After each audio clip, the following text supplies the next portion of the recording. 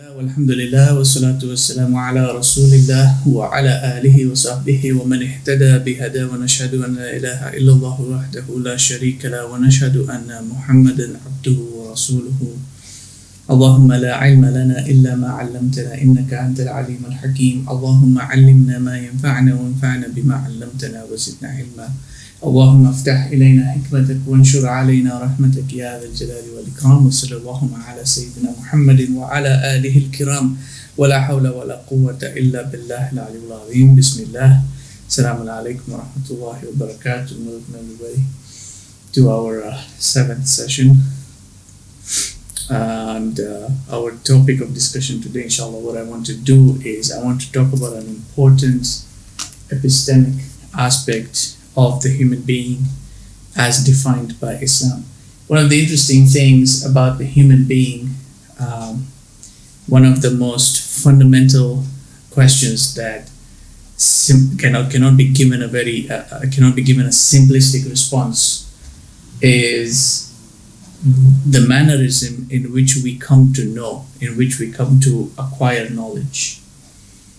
Albert Einstein said that the most incomprehensible thing about the universe is our comprehensibility of it.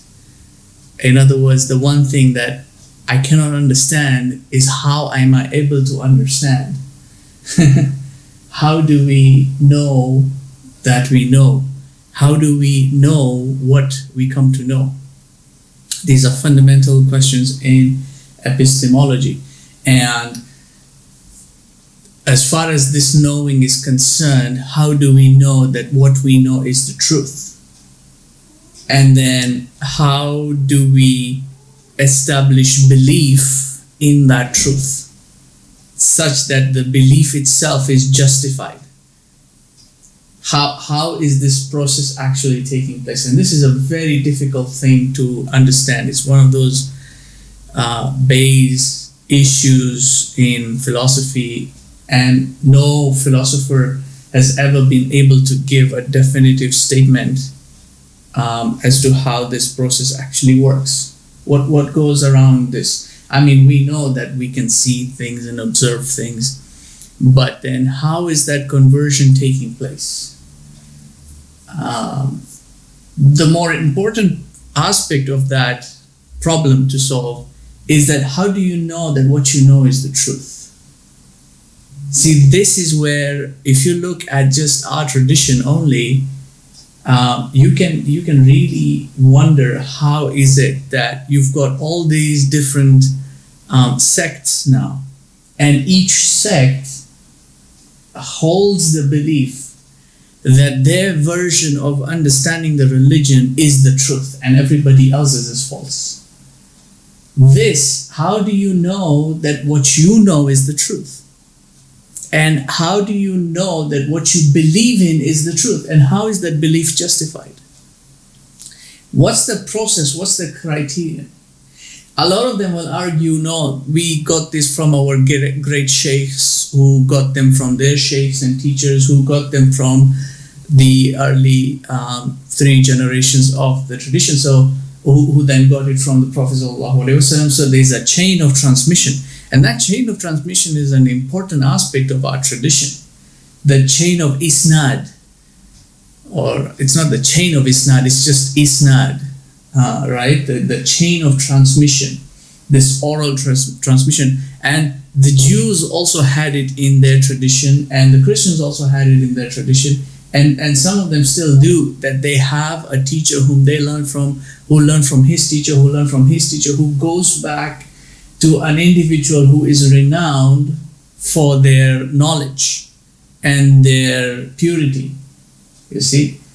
Now, the question mark really is that if you are an individual who has been put in a world, so if you do this thought experiment of, let's say, Ibn Sina's floating man experiment, in which he proves the existence of the soul, a similar kind of an experiment, like a desert island experiment, where you've just appeared in a desert island and you're a conscious being and now you're trying to figure things out.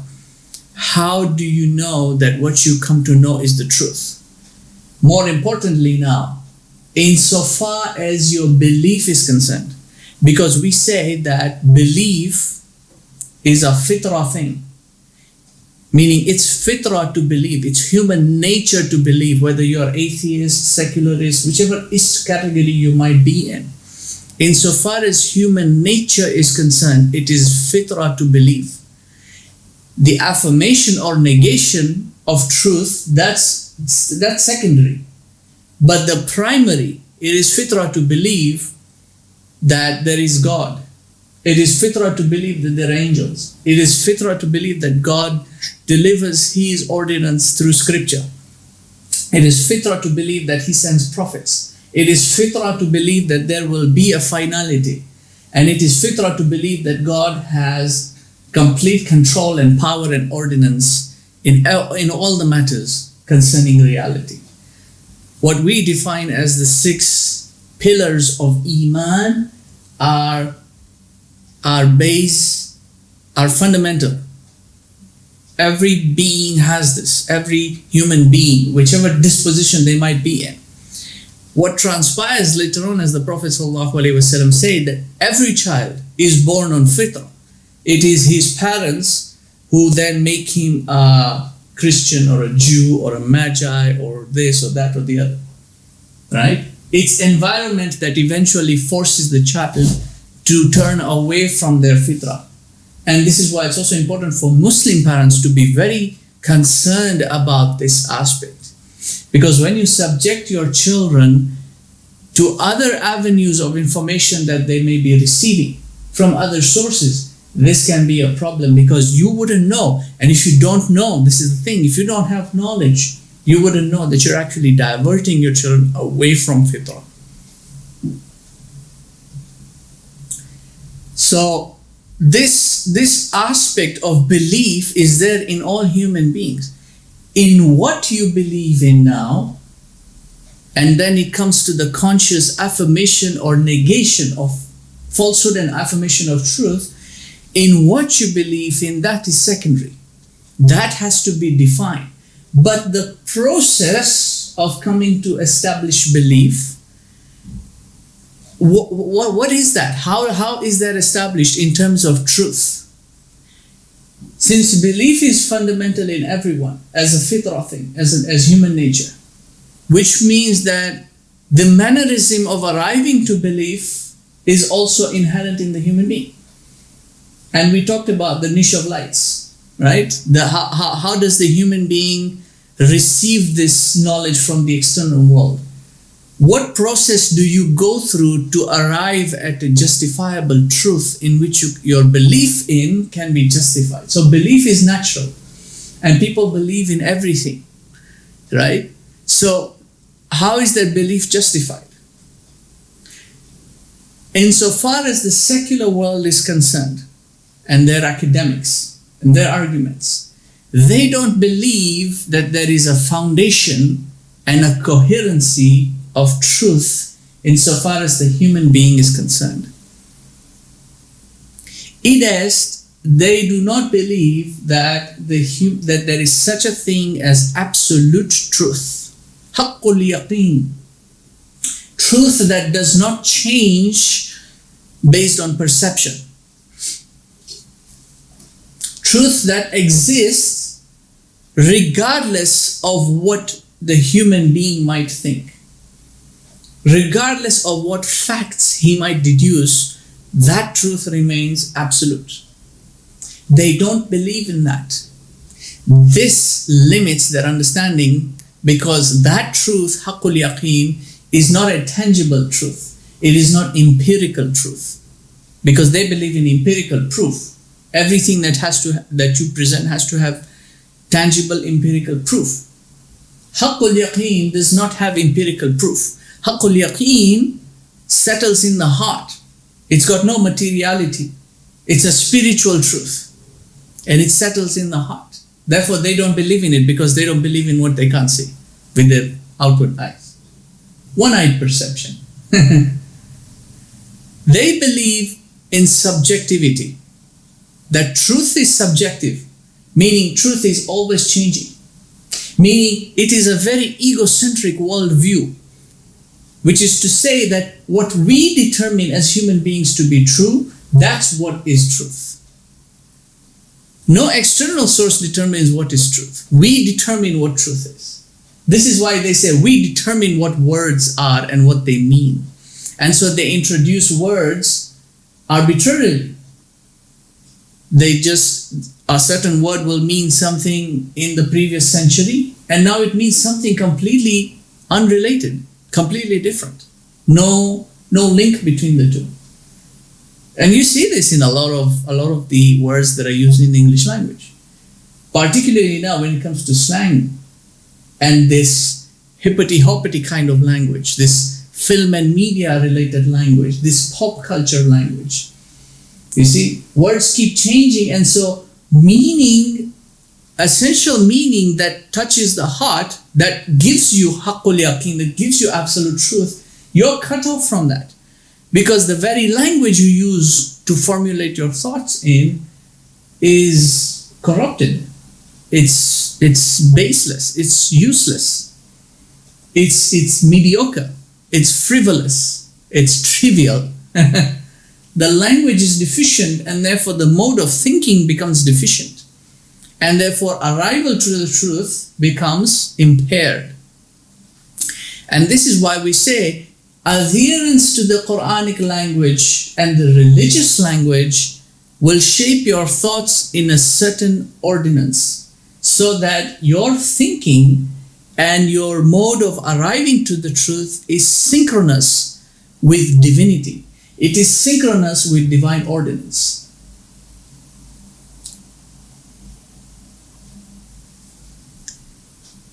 Now, what am I talking about here? Am I referring to the semantic form of the language only?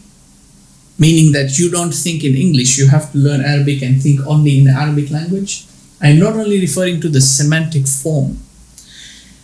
The semantic form, yes, definitely, because the Arabic language is a highly intellective language. The English language is not an intellective language or such. It's not that intellective a language.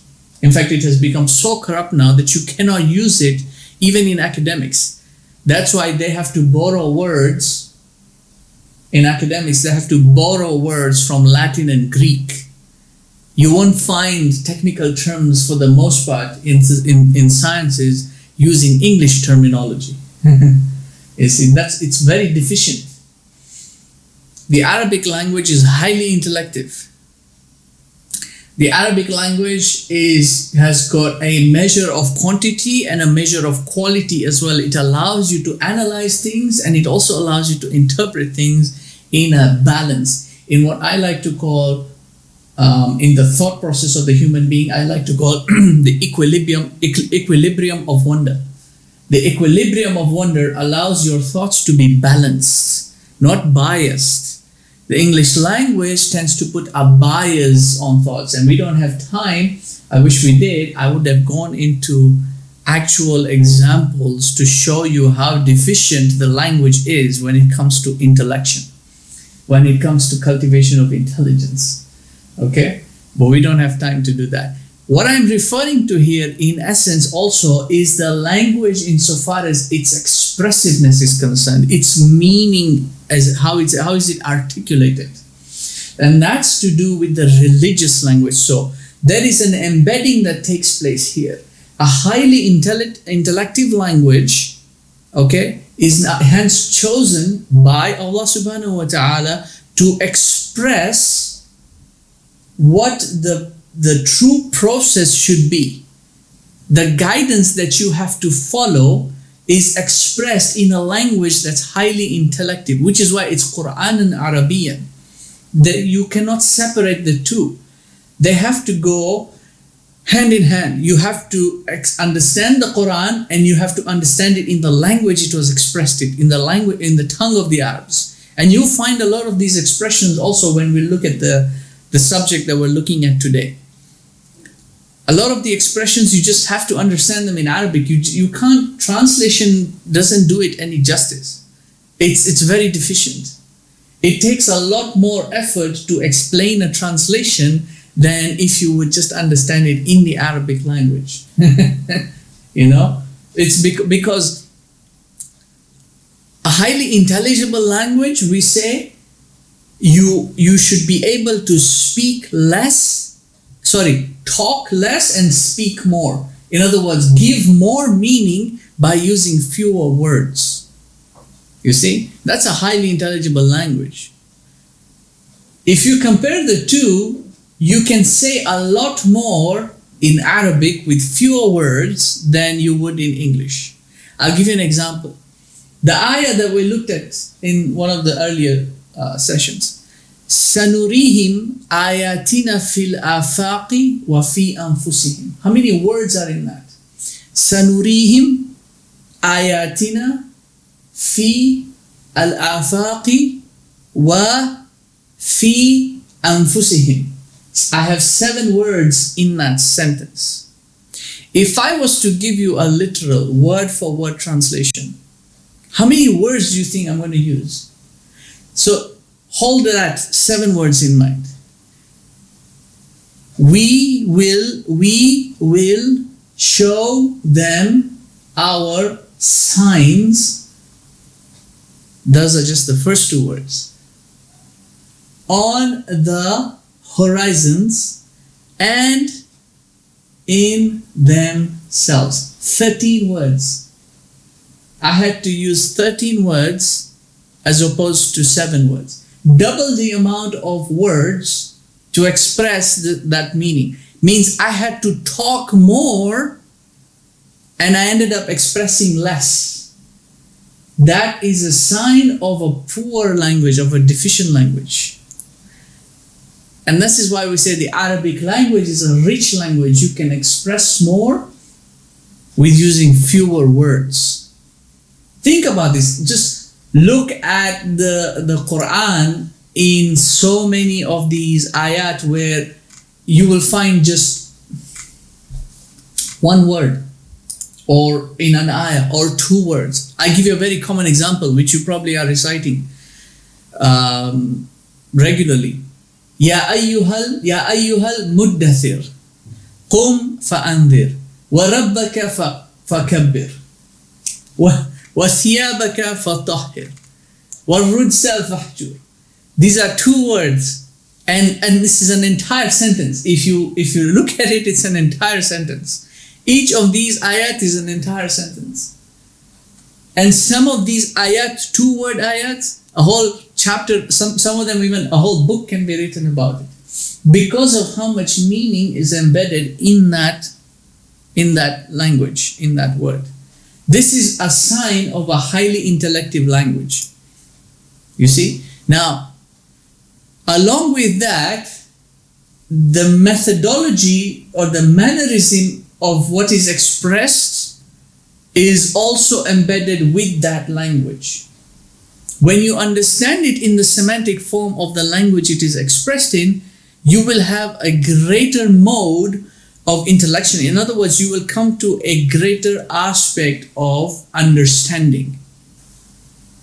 Because then what is expressed as the guidance, it then gives you, and you may not be able to quantify it or express it, but it gives you, or it sort of maps you and trains you in the proper epistemic fashion.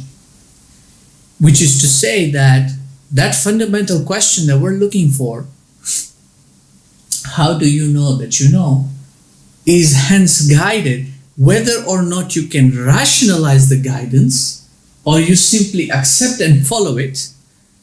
Either way, it holds true and it will shape you in the right mannerism. Because see, as I said, with Western secular academics, when you ask them this question, how do you know that you know? And you can see some of the arguments their philosophers have put forward. Apparently, it's still a problem being resolved. And this is the interesting thing here. Going back to the origins of subjective philosophy, which is Greek, right? Now that doesn't mean that human beings did not philosophize before that. But the science of it, the subject aspect of it, is something that the Greeks developed. In the same way that they developed logic, which doesn't mean that human beings didn't do logic before, it's just the science of it that wasn't developed before. So human beings still did philosophize. Going back to those early arguments, which you will find some of them in the works of Plato, in the works of Aristotle, in his student, in the works of Socrates, his teacher, and then going back even further yet, 500 years or so, towards the conception of philosophia in Greek history. Up until today, it's still a question that has not yet been resolved insofar as Western civilization is concerned. Whether that comes from their paradigm shifts of paganism and then Christianity, which won over and remained dominant for a fair, we would say, 1800 years, up until the recent couple of centuries, where now it's really drastically faded out and secularism has taken over. They're still trying to resolve this. Now, modern contemporary philosophers will say that because they do not believe in foundational discourse, they don't believe in coherency of truth. This is why they've developed things like critical thought theories and other things which are really dangerous. If Muslims truly understood these things, you'll see the danger that lies in these propositions. Their fundamental argument as far as this process goes, how do we come to know? How do we establish truth and how do we establish belief? Their argument is that it's all dialectic. Now, dialectic is a quantitative based thought process. So mathematics is largely dialectical because it's all based on the equation. It's how you formulate the equation. What are your positives and your negatives? Your pluses and your minuses.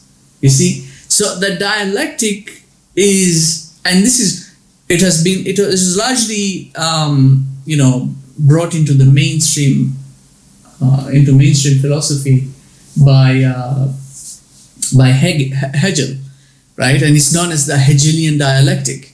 It's basically a sort of a thesis, antithesis, synthesis, sort of, jumping back and forth. Now, dialectical analysis is not a bad thing. It's a valid line of reasoning. It's a valid form of argumentation insofar as causal effectual relations are concerned, physicality is concerned, quantity is concerned. Dialectical reasoning works, and it's a good method of arriving at truths. But what that does is it only gets you to factual truths, what we call in Arabic al-waqiyya. You see, factual elements which you could then work out and say, okay, fine, you filtered out things that are impossible, you filtered out, all these things, and then you've arrived at this, you went through this push and pull and arrived at a commonality, a synthesis of sorts. Islam, on the other hand, when it comes to existential matters where now haqqul yaqeen or haqiqa is established, you can't use dialectical approaches to establish truth in that regard, because you're entering now metaphysical aspects. You're entering the realm of the heart. There's no causes and effects in the realm of the heart. There's no, this left and right stuff going on in that place. There's no pluses and minuses. There's no quantity in that realm. And hence, and there now you cannot use this dialectical approach, which is where Western philosophies fail, because what they end up doing is they use that approach and then they project it onto religion, and they always come to the wrong conclusion about religion. Because they're projecting their worldview onto religion instead of understanding religion as it is and what worldview religion brings out.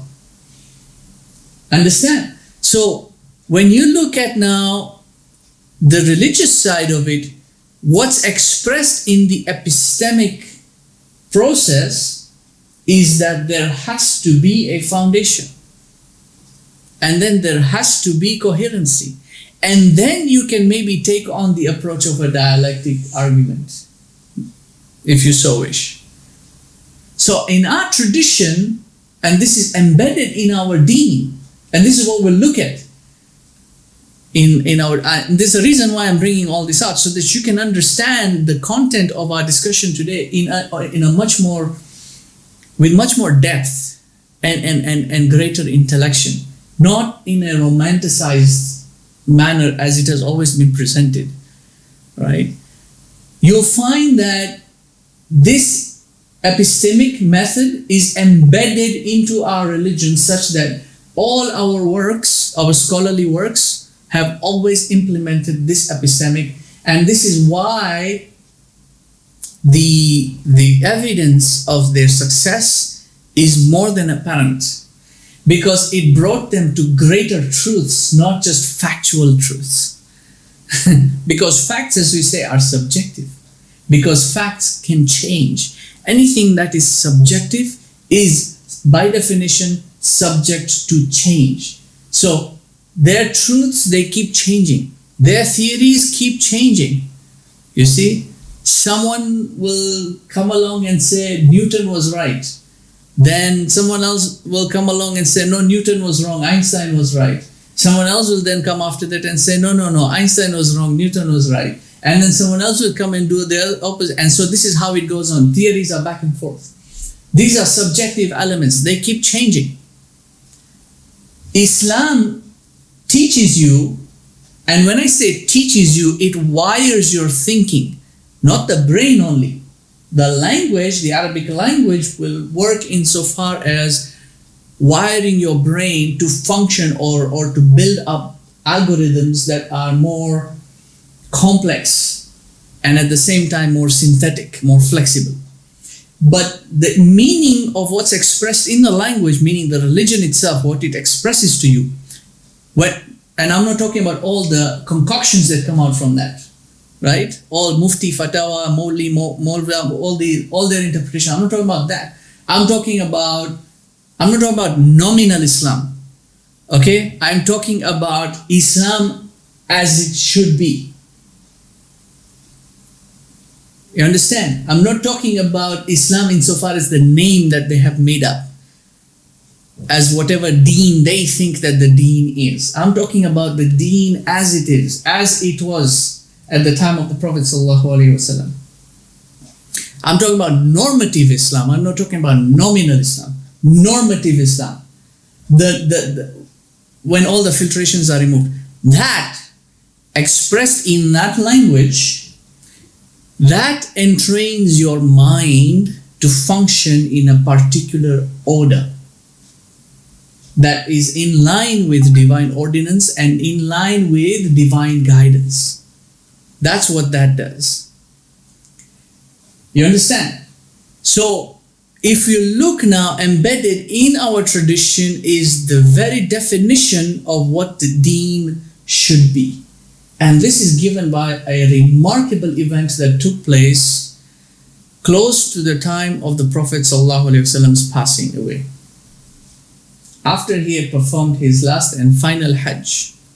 And this is known as the Hadith of Jibril. And you're all familiar with Hadith of Jibril. And you will find, and this is why I'm bringing out all these elements in the beginning here as an introduction, because you'll find a lot of people, the Mufti Maulanas are going to go in and look at the Hadith. First of all, they'll confound the translations with the Arabic, okay? Or they'll come up with these strange translations that really are nowhere close to the, because the elements highlighted in the Hadith are very simple. You can translate them. But then the nuances that are, in conversation and in body language, those, you can't really translate those. You really have to have an understanding of what's going on to be able to express them. But then they'll go in and then they'll sort of delineate that event and what is contained in it, and delineate it to a sort of an earthly level. This is that reductionist mode of thinking that I was talking about. You see, they reduce what are existential elements to mundane affairs and then hope to deliver meaning, in an intelligible way. It doesn't work. It will never work. It's a flawed epistemology. And likewise, the same thing applies to the rationalist mode. Don't try to rationalize it. See, this is instinctive because you are approaching the texts from sensoria, which means your eyes are looking at the text first, or your ears are hearing somebody giving you the explanation first. And so the algorithm goes in such a way as it goes into the brain and then is processed by the mind. So what's the first thing that the aql does? The aql tries to rationalize it. Because unless it passes the rational filter, the aql really can't put it to interpretation and give it to the heart. Now, if you perfect your inner self, meaning you make your heart, and this is something we'll talk about now, inshallah, in the last session. I know I'm holding off on a lot of things, but like I said, when we get to that, you will understand all these other elements. When you put your heart in charge of your aql and your soul and your body, then the heart can override that rational instinct to want to just understand everything empirically, to want to have tangible proof about everything, which is now the secular way of thinking. It is the atheistic way of thinking. It's the sacrilegious way of thinking. It's how they think. If you look at how people in our tradition thought, the sincere ones, like the Sahaba, سَمِعْنَا وَأَطَعْنَا, we hear and we believe. Whether or not we can rationalize it, it doesn't matter. When the Quraysh came to Abu Bakr and told him, did you hear what your buddy is saying now? Your friend? He's saying he went to Jerusalem last night. And then he came back. And then he went to the heavens. Did you hear? So they were sort of instigate, like now he's giving these sort of ridiculous statements. So what did Abu Bakr say? It's a very interesting statement. If he said it, then I believe him. In other words, I don't necessarily believe what you're saying because I'm receiving this information from you. So if what you're telling me is true, if he said it, then I believe him. Now, whether or not I rationalize it or not is a moot point. If he said it, I believe him. Because he's saying things that are far more existential than this journey that he made. He's someone who's receiving speech direct from God Almighty. There are certain things that rationality stops. When he went to the furthest point of the Lot tree, that's what did Jibril say? I can't come there now. This is my limit. Rationality has a limit. It stops there. Only the heart can see. Only the heart in that point can see. So there are certain things that, you just don't have to adhere to rationality in that case. Now that doesn't mean that you don't make an effort to rationalize. Because you can fall on the other extreme also and assume that, rationality doesn't need to be applied anywhere. You see? And then you simply overlook things. No, there is an investigative process that you have to go through. But the point here is that you have to recognize that rationality has a limit.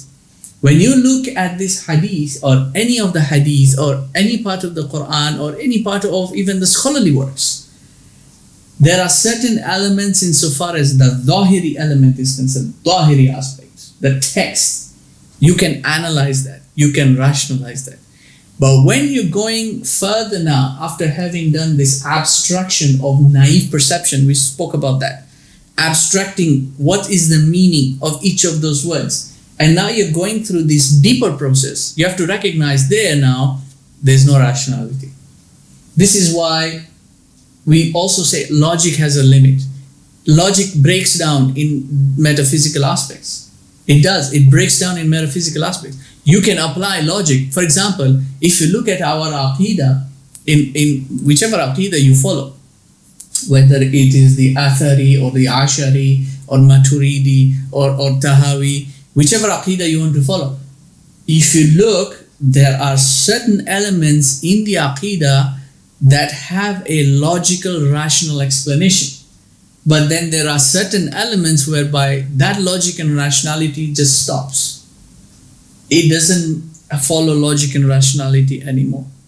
Why? And this is one of the arguments that Ibn Taymiyyah made in his refutation of the logicians, that the one thing that the logicians always fail to take into account is the suppositions. There is always an assumption. And when you're going, and insofar as the outward world is concerned, you can make logic work. But now when you're going into these spiritual matters, these ghaibi aspects, these metaphysical aspects, you cannot go in with assumptions and then hope to arrive at a rational conclusion. It will never work. And he proves it numerous times over. And the proof also, without even to look at what Ibn Taymiyyah has written, the proof is in our tradition. Every sect that ever went astray because of misinterpreting the scriptures. Every sect that ever went astray because of misinterpretation. How did the misinterpretation come about? It begins with this assumption that what I think I know must be true. This is that logical rationality. And then you end up projecting that onto divine ordinance, onto divine speech. You will always make mistakes. This is why now when we look at this hadith, you will understand this foundational and coherent epistemic methodology. If you follow this epistemology, whether you can rationalize it or not, your mind will be entrained, likewise your heart will be entrained in the proper epistemic method, such that your understanding will be now clearer and clearer, whether you can rationalize it or not. That's what we're going to take a look at, inshallah.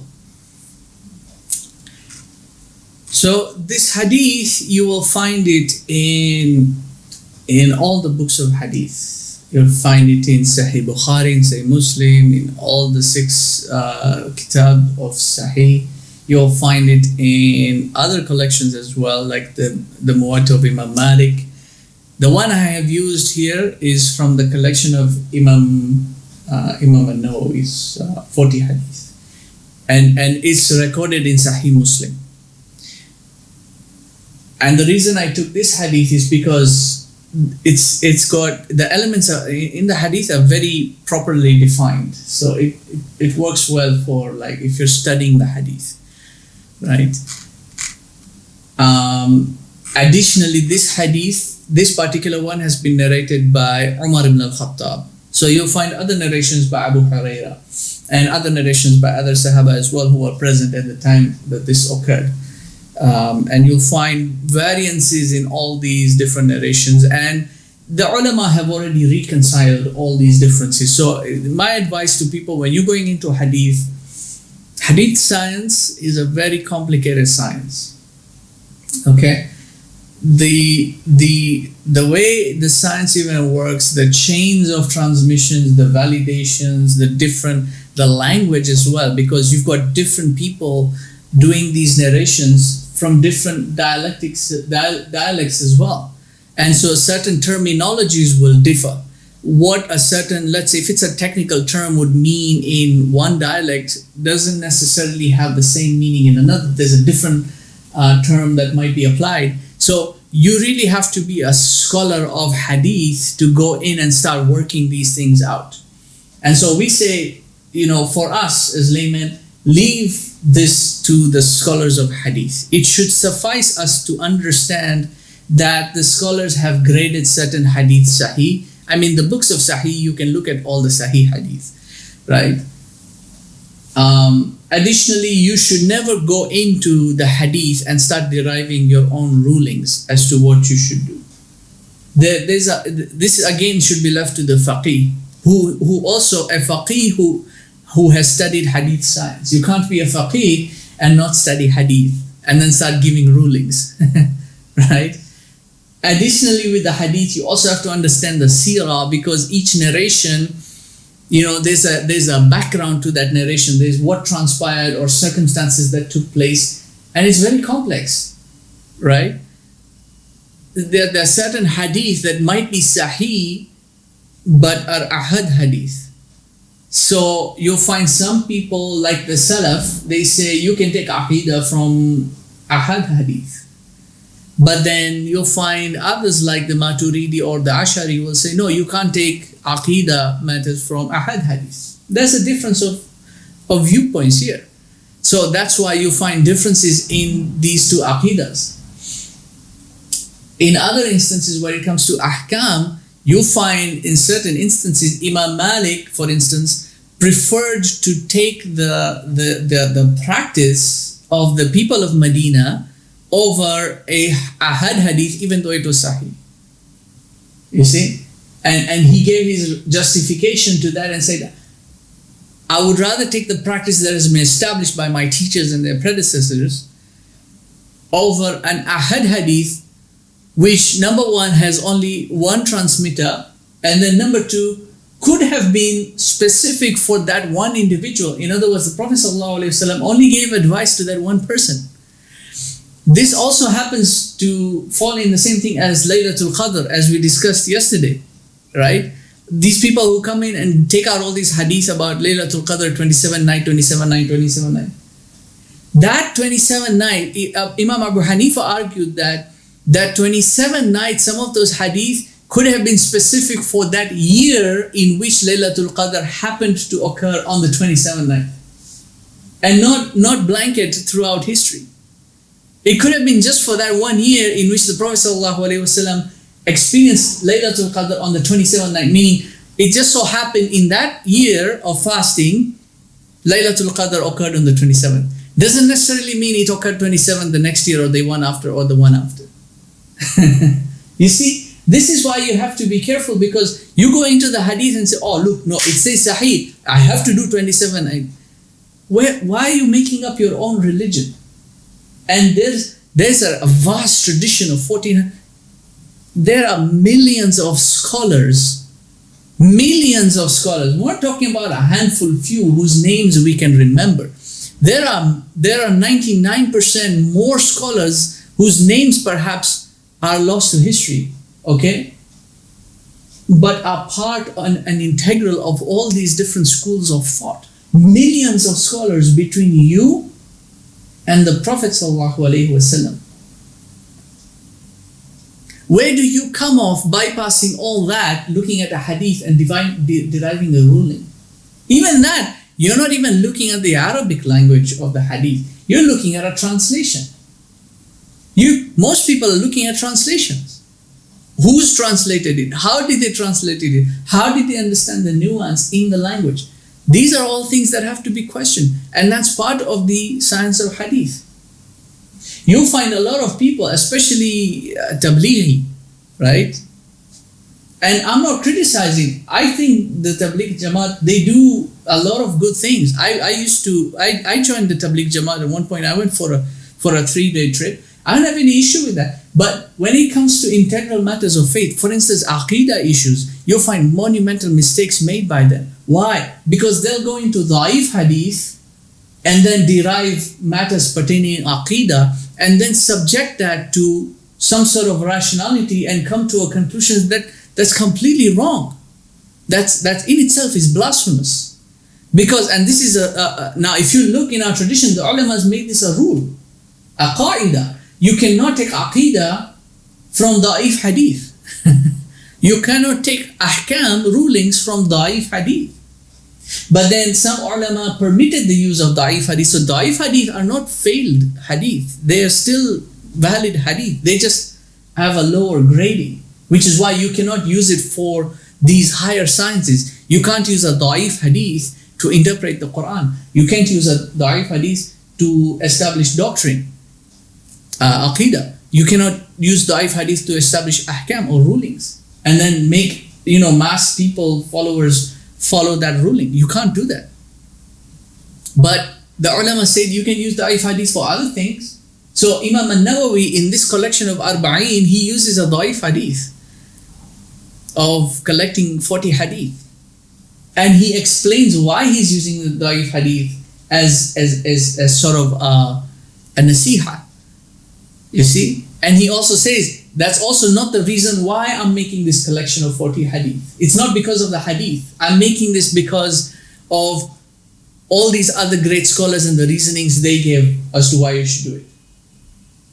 You can use a da'if hadith in Fada'il al-A'mal, for instance, in virtuous actions. So you'll find certain hadith that give good words of wisdom. So you can use those to, just increase yourself in Iman, and increase yourself in good actions. You can do that, but you cannot use it. So this is what I'm trying to say is you cannot go into the hadith texts and then expect to come out accurate from that. And this is another reason why a lot of people, they do this, they find major conflicts. They find these major conflicts and then they conclude by saying, oh, we cannot rely on the hadith because of all these contradictions. You see, this possibility that certain fabricated hadith got in the books of Sahih. Wallahu alam, it's possible, but you don't have the qualification of determining which is which. Let the scholars do that. Let them take that responsibility because it's a heavy responsibility. And this is why when you hear a muhaddith, I've said this before many times, when you hear about a muhaddith, you have to give them high regard, because to take that responsibility of looking at the words of the Prophet and then saying it's true or not true, that is a heavy, heavy responsibility. So, and this is why you have to be very careful, because here now you're attributing truth or falsehood to the Prophet of Allah. You have to be very careful, right?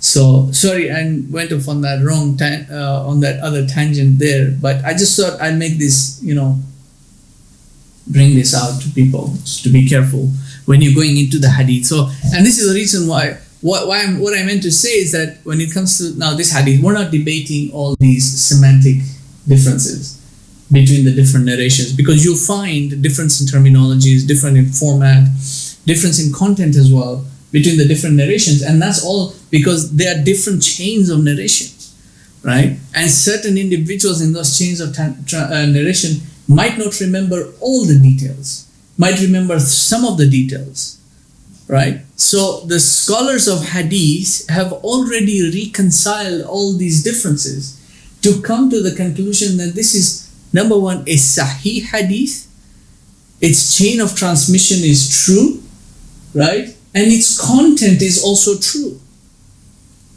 So we're not debating those matters, which means we're starting off with a foundation. And this is what we're looking at here now.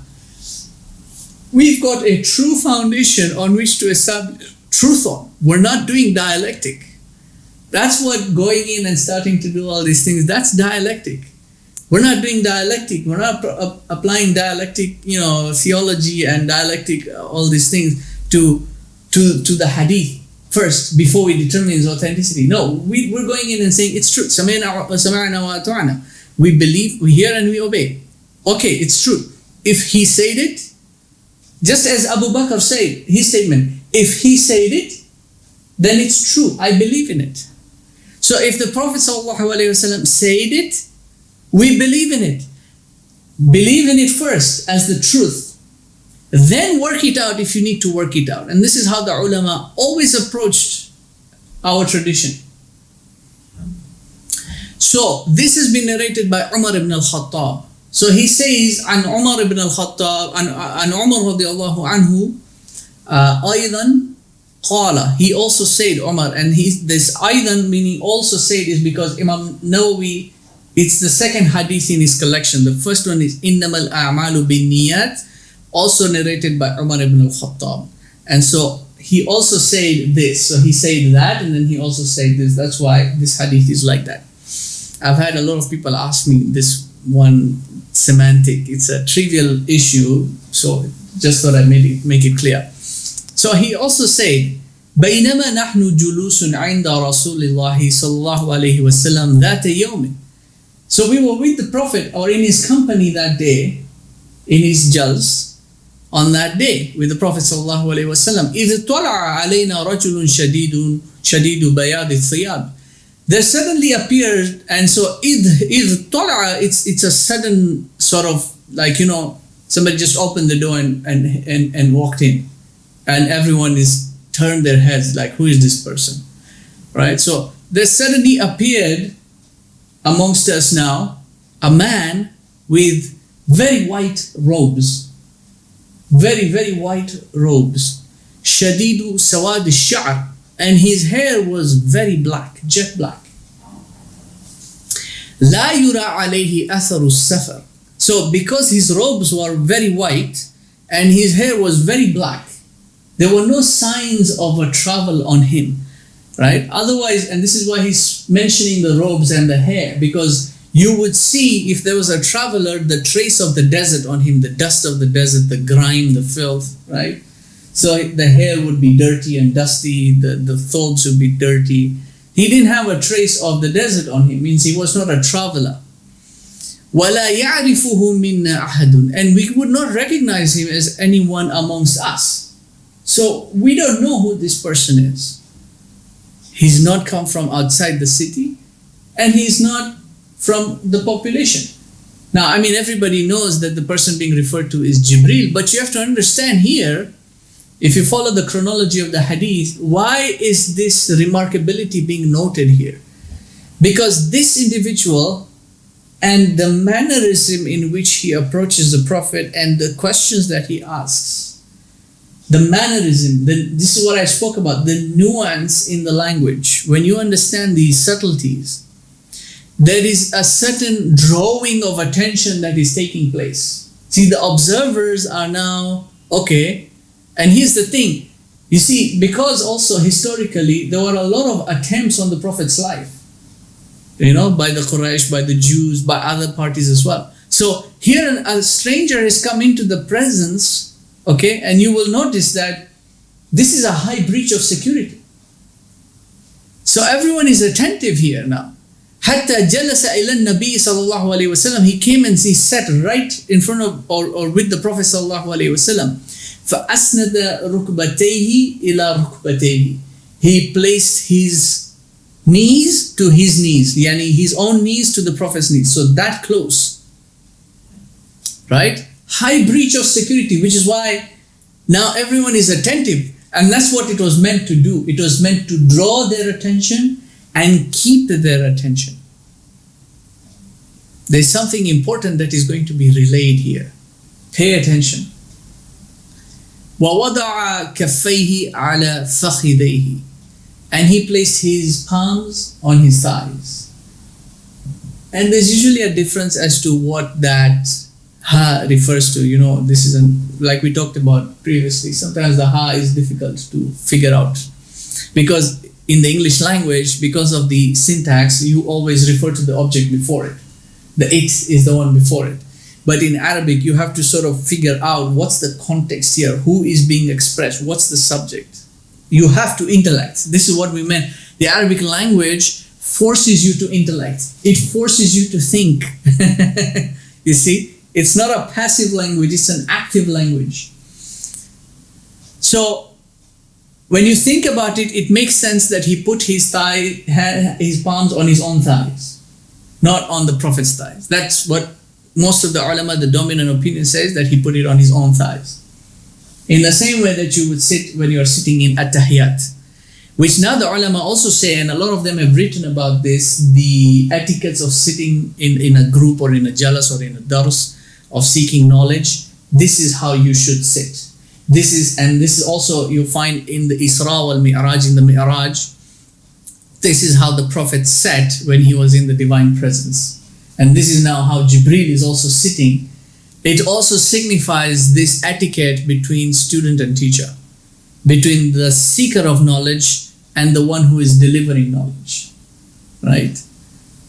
And so he said, Ya Muhammad, akhbirni an al-Islam. Inform me about Islam. What does the Prophet ﷺ say? Does he give the definition? Is he telling them what Islam is? Why would he do that? Why would he give a definition? It doesn't make sense. Why? Because Islam is not the name of a religion. You understand? When people ask, what is Islam? Oh, Islam is a religion of peace. That's a very mediocre explanation or a definition to give. Very mediocre. Islam is a religion of peace. Islam is not a religion of peace. Islam is the religion of the Muslims. Islam is not the religion of the Muslims. He says in Surah Al-Imran, Surah Al-Ma'idah, ayah number 3. On the day of Arafat, of the Prophet ﷺ's last and only Hajj, first, last and only Hajj, the ayah came down, and part of the ayah, Al-Yawma akmaltu lakum dinakum wa atmamtu alaykum ni'mati wa raditu lakumul Islam Adina. Islam Adina does not mean the religion of Islam, meaning Islam is the religion of God, of Islam as the religion.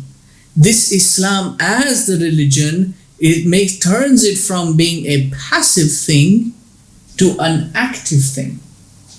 This is when you now have to go and understand first the definition of deen and then the definition of Islam.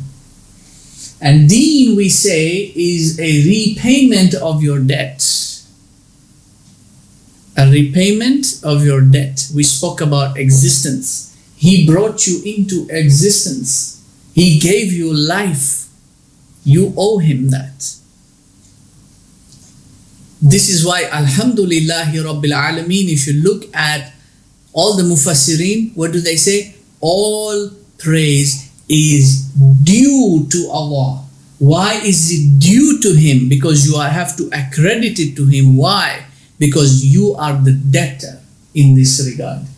So when you are in debt, you make your payment back per the terms and conditions of the one who is giving you that debt. The creditor in this case. If you go to the bank and borrow a loan, you have to pay back per the terms and conditions of the bank. Not the way you feel like paying back or when you feel like paying back. Understand? That contract, that covenant now, or that mode of repayment that highlights the procedures as to how you should pay back the debt, when you should do it, in what form you should do it. That is the deen now. That's the mode of repayment. And there is going to be a Yawmuddin on the day when all debts are due, which is why it's called the day of reckoning or Yawm al-Hisab. It's the day of accountability. That's when all debts are due. That is deen. And so Islam as the deen now, Islam as the mode of repayment. So now when you explain Islam, you have to use the word submission. You have to submit your will to the will of God. If this is your heart and in it is the will, and we spoke about this briefly, your will now can submit to one of two, which we said is, in this world you are a slave in one way or another. You are created to be a slave. What you are enslaved to, that's what makes all the difference. So your will can submit to yourself and your lower desires and your moods and emotions, and hence capitulate, because if you submit to that, you are now capitulating to evil. So hence capitulate to evil and wickedness, because that's the resultant of these aspects. It's the fasad. It's the yasfikud dima. You see, that's evil. That's wickedness. That's demonic. Or your will can submit itself to the will of God. That is Islam. Islam hence is detachment from these things and submission to Him. This is why the Prophet ﷺ, instead of giving the definition of Islam, he's giving you the components of submission. Because Islam in the language of the Arabs is understood to be submission. You don't need to give a definition for it. See, in the English language, you have to explain it, the translation and all that. But in the language of the Arabs, because it's an Arabic word, it is understood as to what the word means. It means to submit. The question mark here now is what to submit to. That's what the Prophet ﷺ is highlighting. What are the components of submission?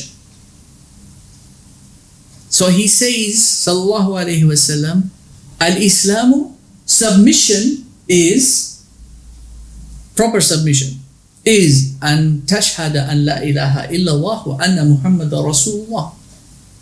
It is to bear testimony that Allah is one, there is none to be worshipped but Allah, and that Muhammad is the messenger of Allah. Wa tuqima salah, and to establish salah, wa tu'ti az-zakah, and then to give zakat, wa tasuma Ramadan, and to fast in Ramadan, wa tahujja al-bayta in istata'at ilayhi sabila, and then to perform Hajj for whoever has the ability to.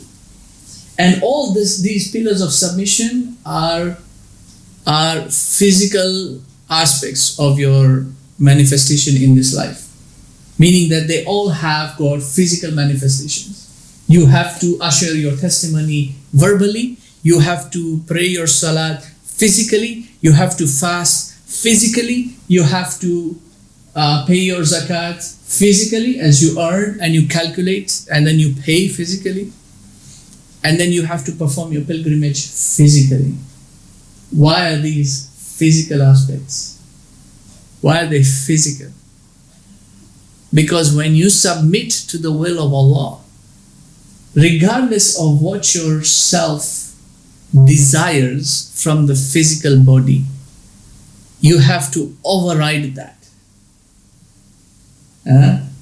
Your body wants to sleep, your self enjoys sleep. Why? Because the dream world is where the soul is from, and so it enjoys, it delights to go back to its home world, right? But you have to break that. Wake up for Fajr. It's very difficult, eh? Very difficult. You have your dinner, your meal, and you're full, and then after you eat, you just want to relax. But then you hear the adhan. It's time for Isha. You have to force yourself up. You see? These are aspects of the physical thing that you have to overcome. Making the journey for Hajj is not easy. Those who have gone for Hajj, they can attest to that. Even in modernity, with all the conveniences at your fingertips, the plane and the hotel and the transportation and the food availability, all the comforts are there compared to previous peoples who, the journey would take 6 months. For some people, it would take a whole year. Even though the comforts are there, it's still a tedious matter. People don't like traveling. Those who are at least sane enough, they don't like traveling. The body goes through this turbulation. Time zones get shifted. You get jet lagged. The food doesn't agree with you. The weather is different. You fall sick. It's just miserable endeavor. And yet you have to overcome that. The same goes for fasting. What Islam is doing in these five pillars is it's putting you in a mode of now overcoming or overriding those base aspects, those base desires. The ghadabi aspects and the shahwa aspects. The moods and your swings and your anger, your temperance, and then your desires and your temptations and your inclinations and all those other preoccupations that go with that. Islam in these 5 pillars make you override those 2 elements. So right here now, from the very beginning, you find the proper epistemic is being established. Because what did we say? You cannot connect with haqqul yaqeen, which is coming from the speech of God through the Quran, if your heart is impure. And so you have to go first of all through the process of purifying the heart from the inclinations of the self. That's what Islam is doing here. Now, Jibril said, Sadaqta, you are right. And so Umar is saying, فَعَجِبْنَا لَهُ, we found this strange. يَسْأَلُهُ وَيُصَدِّقُهُ.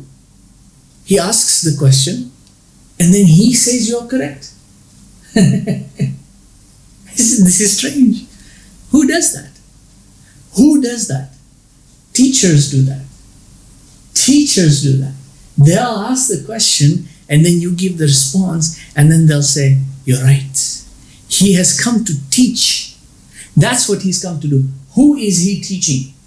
Is he teaching the Prophet ﷺ? Yes. But more importantly, who is being taught through the Prophet ﷺ? Because the Prophet ﷺ is a conduit of revelation.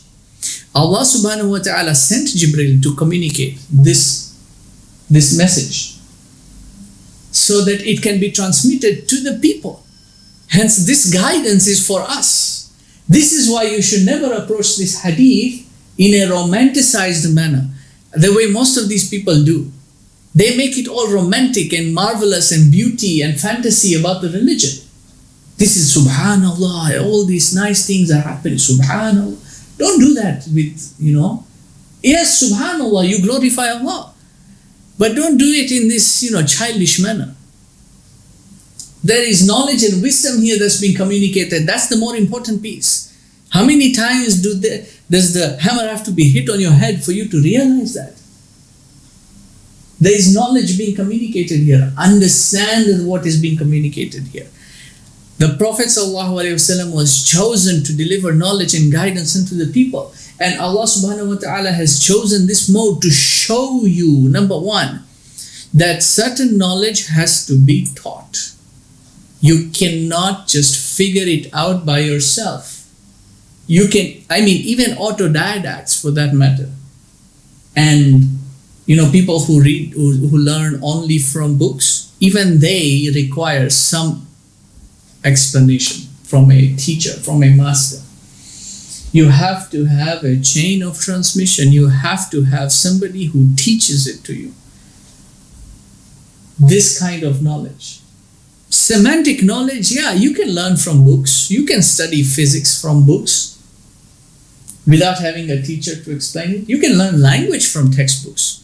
Arabic grammar, you can learn from Arabic grammar from books without having a teacher. A teacher will make the process faster and simpler, but you can do it. Mathematics, you can learn from textbooks. Worldly knowledges, you can learn from books and be an autodidact. But when it comes to religious knowledge that has a connection to divinity, you have to have a teacher. You have to seek out a teacher. Somebody who has an understanding. And Imam al-Ghazali gives a criterion in the Kitab al-Ilm of Ihya Ulumuddin. He gives a criterion for you to understand how do you pick a teacher. What are the check marks you need to look out for? Anyway, I'm sidetracking. So, this is the important piece here. Teachers will do that. This is why they found it strange. This is not a normal person. Remember, according to them, as far as they're concerned, they still don't know who this person is. They're starting to have an inkling, but they still haven't ratified as to who this individual is. So to them, some random guy has shown up and he's doing this mode of questioning, like this is strange, right? And then he asks the man, فَأَخْبِرْنِي عَنِ الْإِيمَانِ. Inform me about Iman. Now, again, he doesn't give a definition. See, the Arabs already knew this because it's an Arabic word. Imam al-Laqani says in his Kitab of Tawheed, in the versification of Tawheed, one of the lines, وَفُسِّرَ الْإِيمَانُ بِالتَّصْدِيقِ. Iman, this is something that was known by the Arabs, that Iman is a conviction. That's what Iman means. If you use the word faith in English, faith is understood in English. You don't need to define the meaning of the word faith to an English speaker who is proficient with the language. You understand? So likewise, Iman, it's already known that Iman is conviction. What is that conviction established in now? This is the epistemic that is being. You can believe in anything. And we say that belief is fitra. It's fitra to believe in God. Well, which God? Because you've got a compelling argument from this side saying, our God is the true one, you should follow us and our God. And then you got another compelling argument from that side, both logically sound, as far as their logics are concerned, right? Follow our gods. Which one do you believe in? This is what the Prophet ﷺ is highlighting here. He's defining the very components you should establish your belief in. It's fitrah to believe in. What do you believe in? What do you believe, establish your belief in so that that belief is justified. This is proper epistemology. And so he says, أن تؤمن بالله وملائكته وكتبه واليوم الآخر. Then he stops there.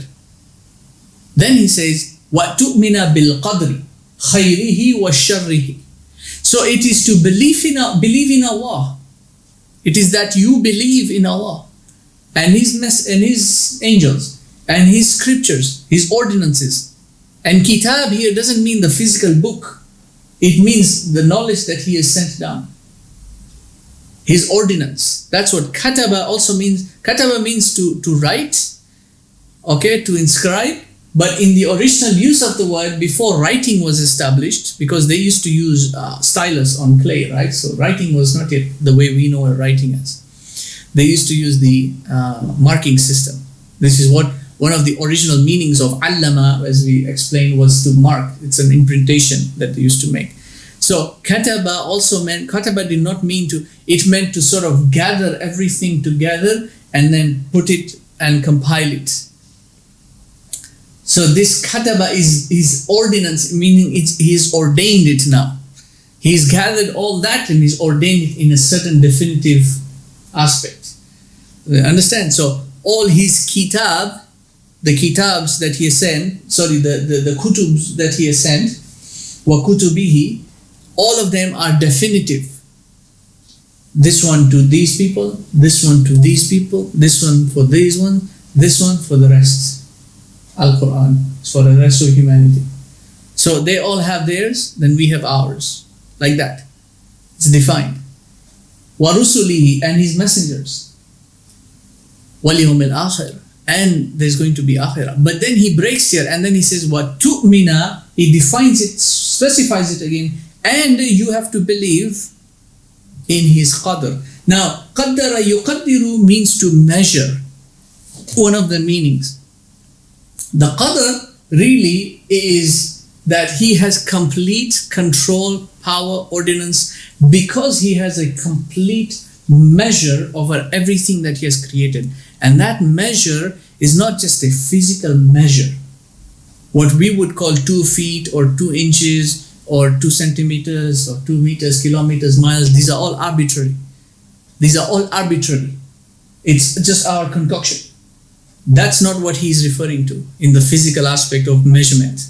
Yes, He has a complete measurement of the earth and everything in it. And how many particles are there, how many atoms are there, and which atom interacts with what and for how long. And that's another piece of measurement is time. He has a complete measure of time. Time is the one thing that human beings cannot measure. Why? Because we cannot comprehend. What are the three things? Infinity, non-existence, and eternity. We cannot comprehend eternity. And that's why you cannot measure time, because you don't know the whole of it. See, in order for you to measure something, you need to know the whole of it.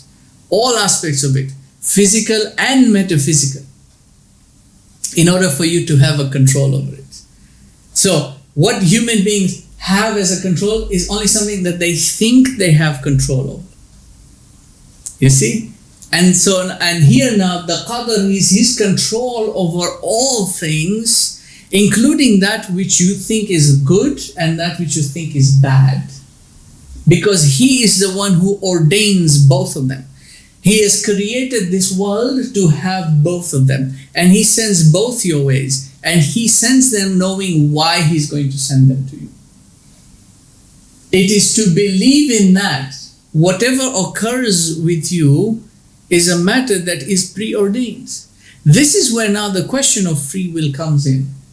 You see, because these people, they cannot comprehend how is it that, okay, fine, if everything has been preordained, then what's the point of me making a decision? You have to understand here, this is a much more complex matter to understand. It's not simple or give you a one-word statement or one statement, answer, response to that. As Imam Ali gave he had to give an allegory just to explain that. Lift one leg up. And so he lifted one leg up. So he said, lift the other leg up without putting the first one down. And he said, I can't. He said, that's where your free will is. It's in between these two boundaries. You've been given certain freedom as far as the execution of your will is concerned, but not complete freedom. Right? There's not complete freedom as far as you're concerned. So, now, at this juncture, he says, Qala, he says, Sadaqta, you are right. Why is he saying Sadaqta to these two? And you will note that now to the other two questions, he doesn't say Sadaqta. Why is he saying Sadaqta to these two elements? Because these two aspects have been established from the very beginning of humankind. From the time that Adam was sent into this world, this has been established as truth. This is the only way you will arrive at truth, by submission to your Lord. There is no other way of arriving at the truth. This is why he says that the only true deen with Allah is Islam. And so Islam as the deen has been established. It's the only path. There is no other path. Now you can establish another path, but everywhere you will try, you will hit a roadblock. So this is where now, if you examine the secular world, their academics, and it looks like they're making progress. But even that progress, is it towards spiritual freedom or is it towards material damnation? Where is their progress really leading them towards? Is it leading them more towards because the heart is looking for existential freedom, spiritual freedom. That's what it's looking for. That's why they're keeping on looking out towards space. Why are they looking out towards space? It's human nature to look outside or to seek out that freedom outside this physical realm. And they're looking towards space, but it's still part of the physical realm that they're looking at, but it's just nature to do that. It's like a prisoner who is in a cell, okay, constantly looks outside his window and expects freedom outside that window. Well, the material that the cell is made of and the material that's outside the window is the same material. You're still in the same confines, because outside the window you still have the wall. So you're still within the prison, right? But still, outside that window, outside the bars, he wants freedom. And so every time he goes outside, he experiences some measure of tranquility that keeps him sane. This is why they give prisoners, recreational time and yard time to go outside, so it doesn't drive them insane. Otherwise, sitting in solitary and just confined in the room, it can drive you nuts. Because it's human nature to seek out freedom. Now, that freedom is spiritual, it's not physical. When they're making their pursuits towards that freedom, they're ending up in the wrong direction because they're going towards material pursuit. Because why? Because their epistemology is flawed. Their epistemic way of arriving at the truth is broken. It's flawed. If they were to submit their will to Allah, then they would have the proper epistemic way. Then they would be reaching out towards freedom. So, and this is why he's saying Sadaqta, because you're right, you're true. This is what's foundational. However now, in the next two questions, he doesn't say that. So he asks now, فَأَخْبِرْنِي عَنِ الْإِحْسَانِ. And so now inform me about Ihsan. What did the Prophet ﷺ say? Now he's giving a definition. He's not giving the components. Even though the word ihsan is an Arabic word and its meaning is known in Arabic. This is an interesting element here. And you'll find this. Some of the scholars will have spoken about this as well.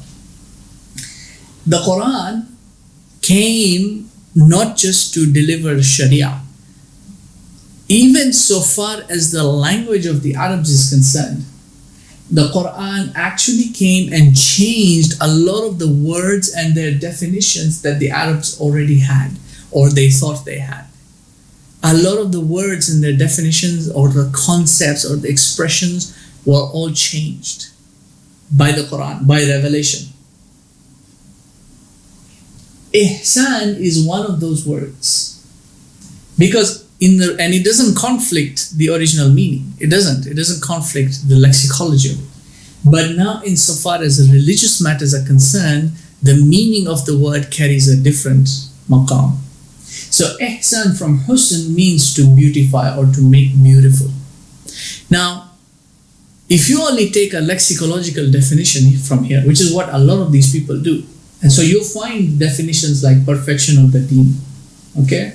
You find all this. What is ihsan? Ihsan is perfection of deen. No, it's not. It's not perfection of deen. Because in their projections now, perfection of deen means making sure the fiqh is correct, refining all the particulars, categorizing everything, writing the Quran meticulously, making sure that harf, that the r is correct and the ha is correct, and that's what perfection of deen means according to them. And they use that word. Making sure that your hands when you're in salah are perfectly aligned, perfectly balanced. Trim your mustache. Make sure it is perfectly. Everything has to be perfect. In the zahiri sense. That's not what ihsan means. It's not related to the zahiri. This is why the meaning has to be elaborated now. Because any random individual, as most mufti, Maulana, Maulvis they do, they look at this and they say, oh, that is what ihsan is. So they wear nice clothes. Put on perfume every time, uncle who gives you attar every time with the nose. That's what they think is ihsan. That's not what ihsan is. Those are all aspects of ihsan. Wearing good clothes, beautifying yourself in the outward, cleaning up, making sure for men your beard is properly trimmed. You're not shabby. Your clothes are well groomed. You wear the right dressing for the right occasion. Like all these people who go to the mosque wearing jeans and t-shirt for Jummah. That's not proper etiquette of dress as far as the masjid is concerned. You wouldn't dress wearing jeans and t-shirt to the company meeting, to be in front of your boss, but you will wear those kinds of clothes in front of your Lord, baseball cap and your whatever jacket. That's what you want to wear when you're in the presence of your Lord. Those are all components of ihsan. Components of ihsan. But that's not what ihsan actually is. Ihsan in husn is to beautify, meaning not just the outward beauty, but the inward beauty. That's of a greater importance, because the inward beauty is what will hence define the outward beauty.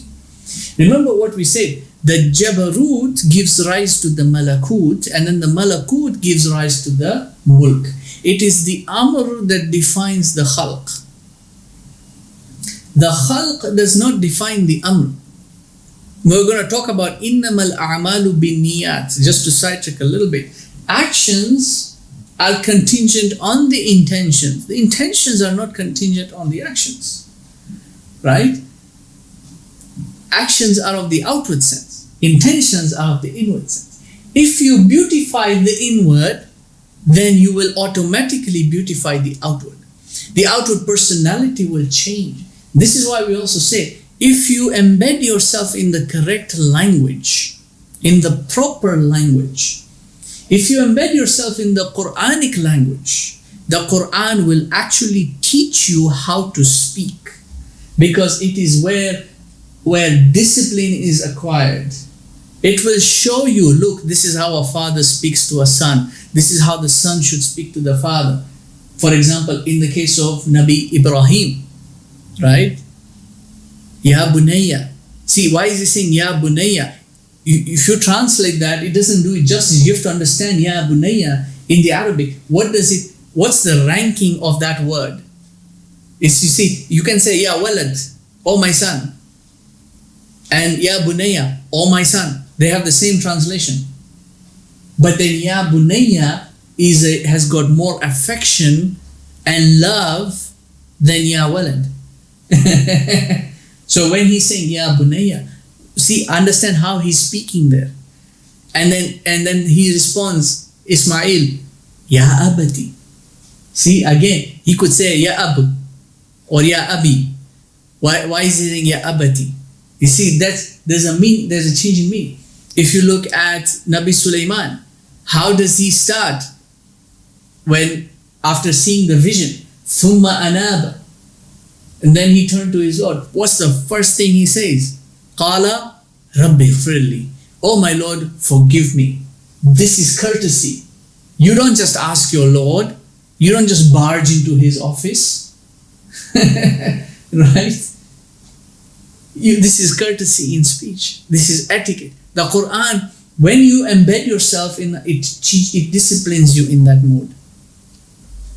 You see? So the language also, because the language is internal, when you embed that mannerism of thinking, it changes your internal state. Now what does that do to your external state?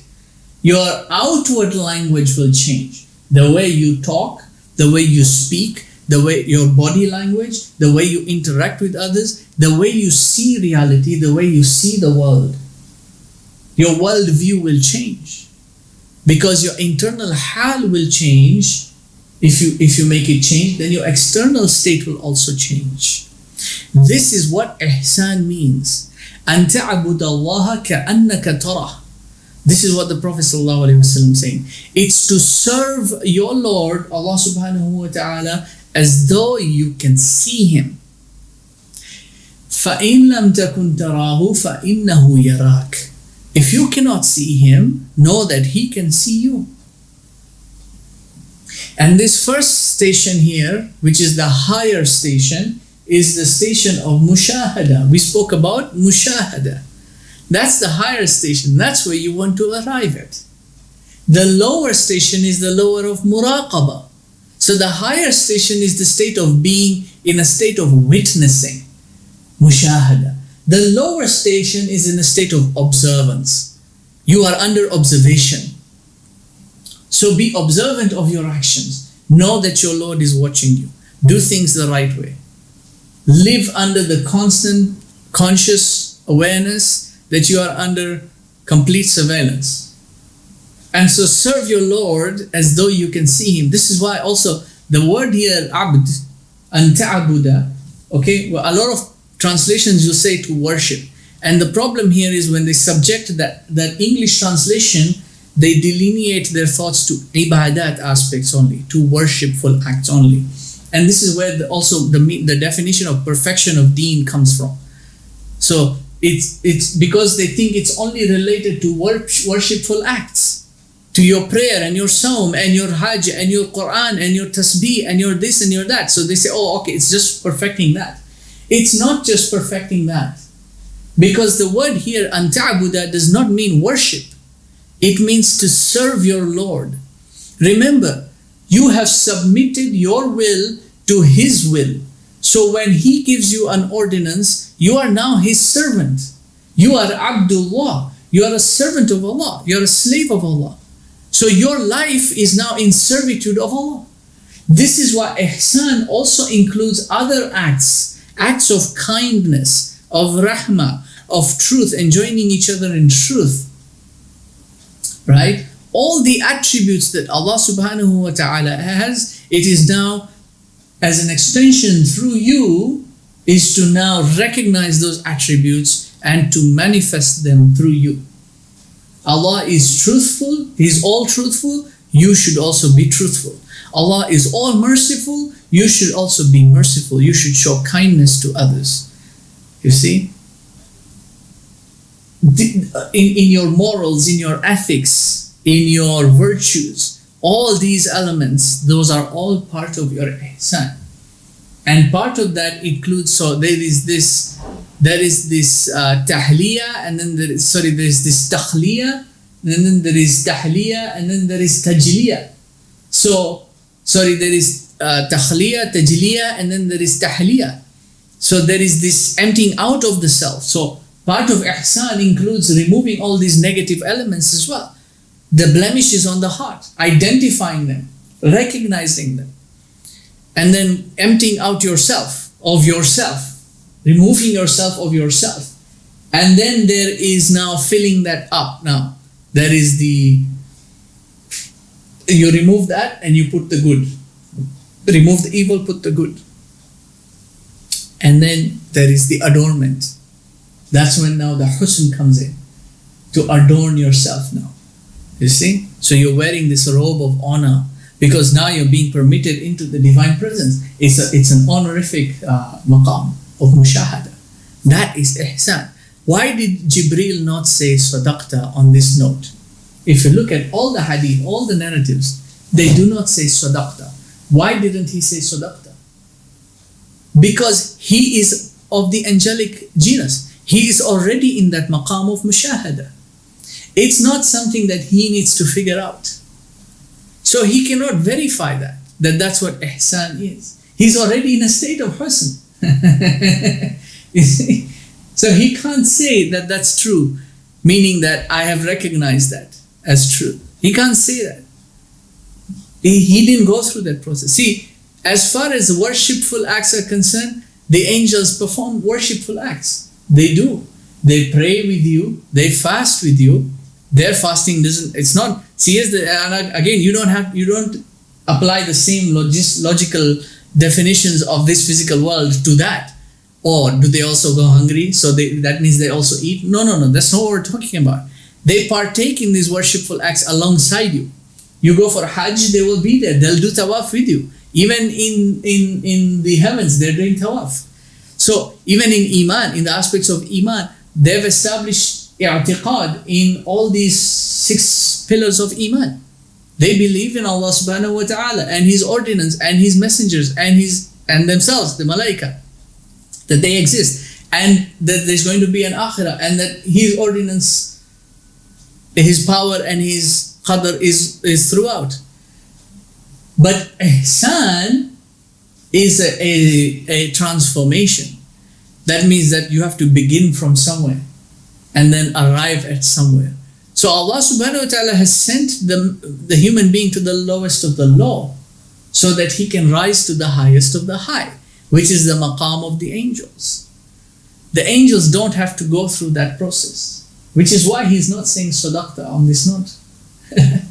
Because this is now something that is unique to the human being. Ihsan is unique to the human being. In that earlier question, when they asked, are you going to place someone there who's going to cause fasad and bloodshed? What does Allah subhanahu wa ta'ala say? No. I'm going to give this one a unique ability so that he will rise above that. And he says in Surah Al-Kahf, إِنَّا جَعَلْنَا مَا عَلَى الْأَرْضِ زِينَةً لَهَا لِنَبْلُوَهُمْ أَيُّهُمْ أَحْسَنُ عَمَلًا. Everything He's placed in this lowest of the low is a zina. It's an allurement, a distraction that's going to cause the human being to fall in this fasad mode and this bloodshed mode. So that we can determine now who among them are ahsanu amala. Who are these who will establish husn and rise up the ranks? So He's given mankind this ability to acquire knowledge, because you cannot ascend without knowledge. You cannot attain spiritual enlightenment without ma'rifah. The heart has to have an understanding. We're not talking about semantic knowledge. We're talking about ma'rifah, spiritual knowledge. So then he asked, now a fourth question.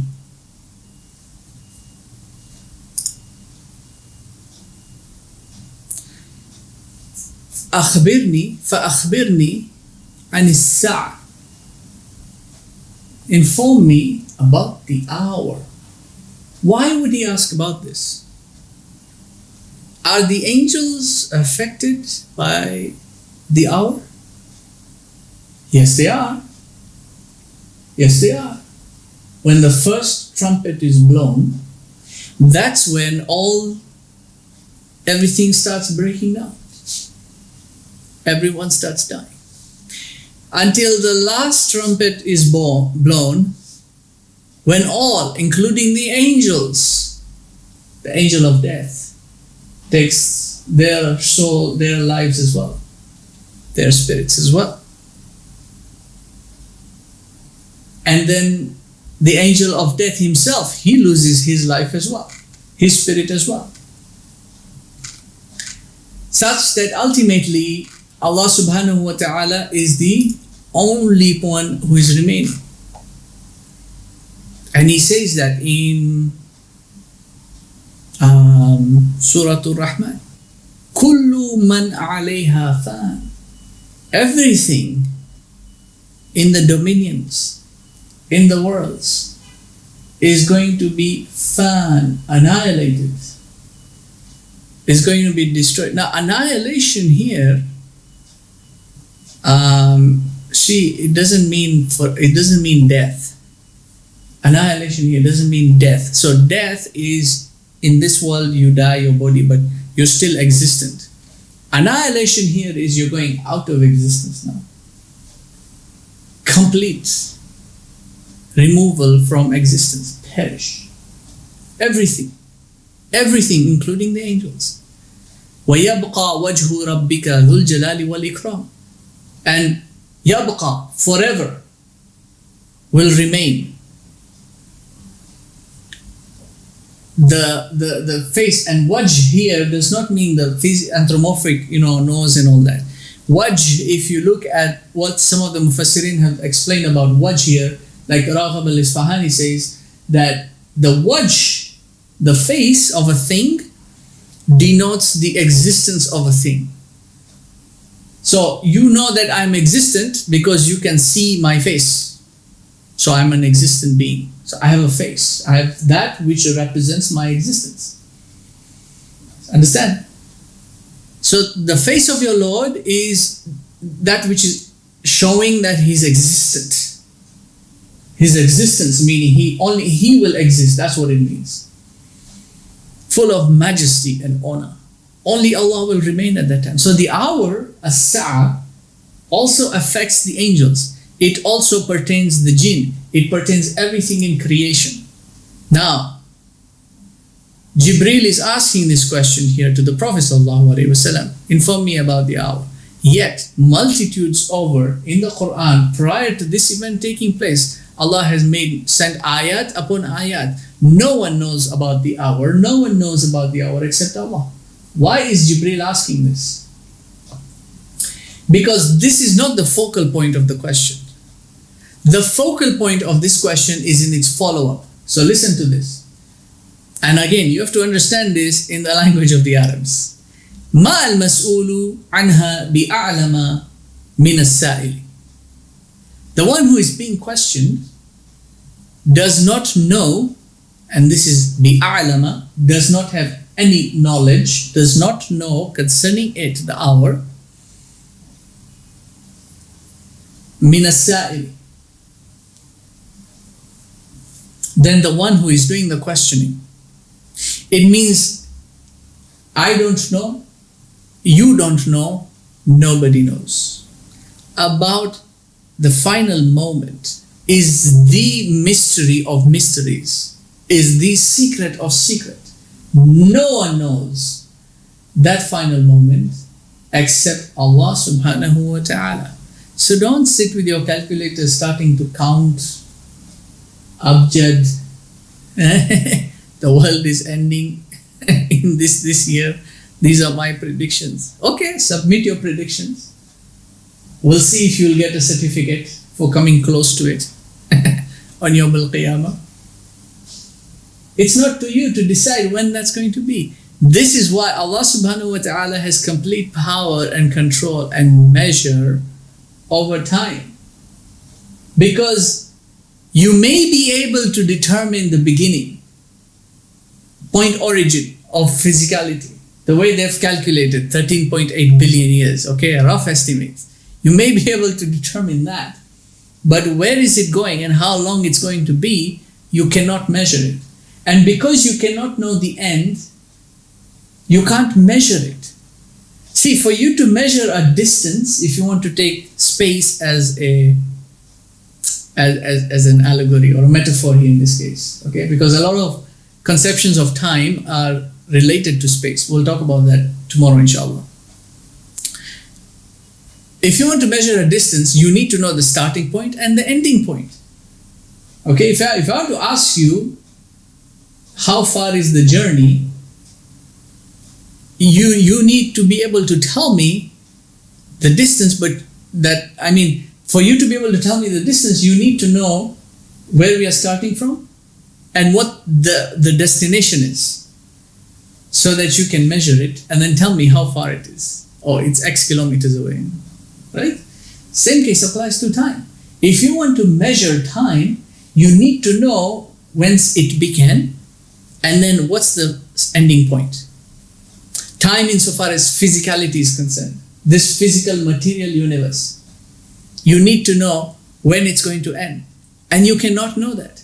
There is no mode of rationality you can reach that. See, they've tried to do these calculations, zero-sum universe theories, okay, entropy calculations, estimated that it will take these many years and these many trillions of light years and blah, blah, blah. They put all those calculations there.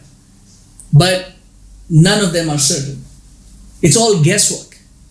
It's all guesswork. It's the likeness of some of these fools who keep coming up with these weird predictions and guesswork. Oh, Dajjal is coming in 2020. Oh, Imam Mahdi is coming 2019, which was 2 years ago. Still haven't seen him. Waiting.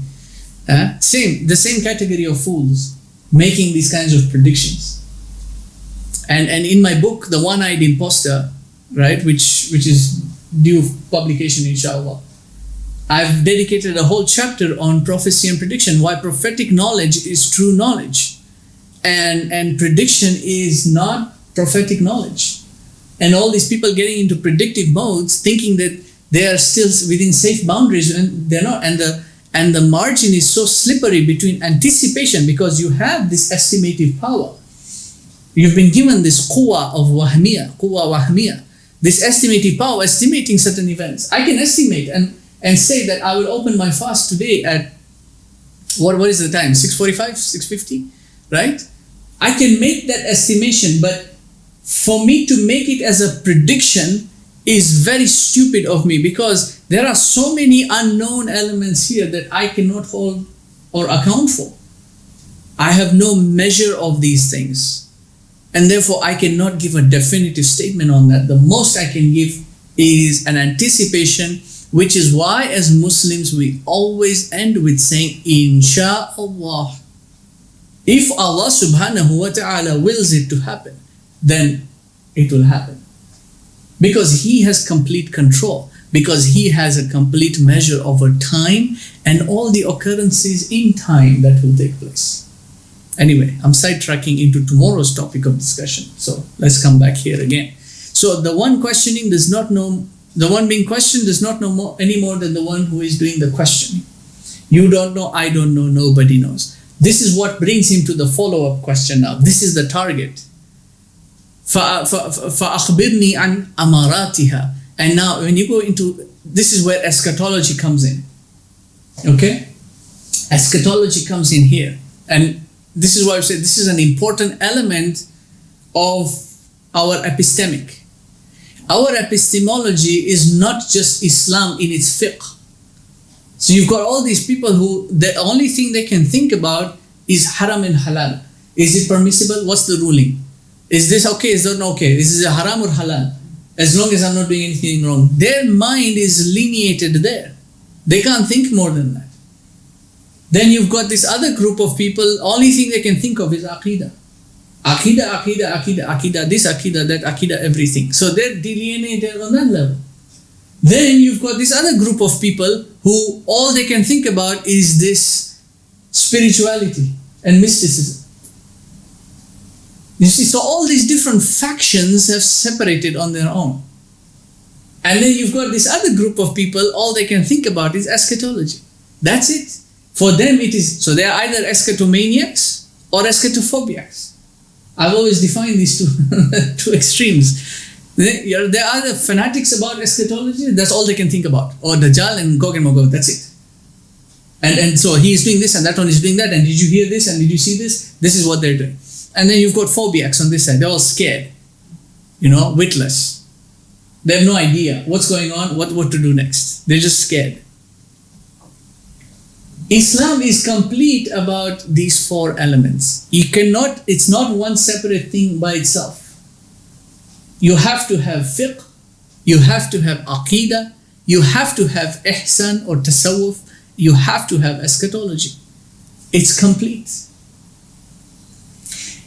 If you're just a Sufi, then you have gone to one extreme. You see, if all you can think about is aqidah, you've gone to another extreme. If all you can think about is fiqh and semantic of fiqh, then you're going to another extreme. This hadith is summarized in that scholarly principle that we gave, the versification. أهمها عقائد ثم الفروع تصوف وآلة بها شروع. The first and foremost important thing is your aqidah, means your belief, your Iman has to be strong. Then ثم الفروع, then your furu', your practice, which is now your Islam. And then tasawwufun, which is now your ihsan. And then wa'alatun biha shuru'. Then you can pick an instrument to progress your study and your pursuit of knowledge. This is what's highlighted now in this fourth question. Because what's being explained here are the amarat, not the alamat. And these are different technical terms in eschatology. You have asharat, amarat, alamat, different terms. Amarat here are just two. He didn't talk about Gog and Magog, or Dajjal, or Mahdi, or Isa, or the 3 earthquakes, or the sun rising from the west, or the great fire, or the great war, or the liberation of Constantinople. He did not talk about all these things, or the beast of the earth. Yeah. He gave 2 elements here, which are very important. And I wish we had more time to go into these 2 elements. But in our series that we did on eschatology, on the book, The One-Eyed Impostor, one of the lecture sessions was on eschatology. So you can take a look at that when they're published, inshallah. They've not yet been finalized. When they finish it, then you can have that. We explained this hadith, and particularly this element of eschatology and these 2 elements. But what I want to highlight from here is that eschatology is not what's being elaborated here.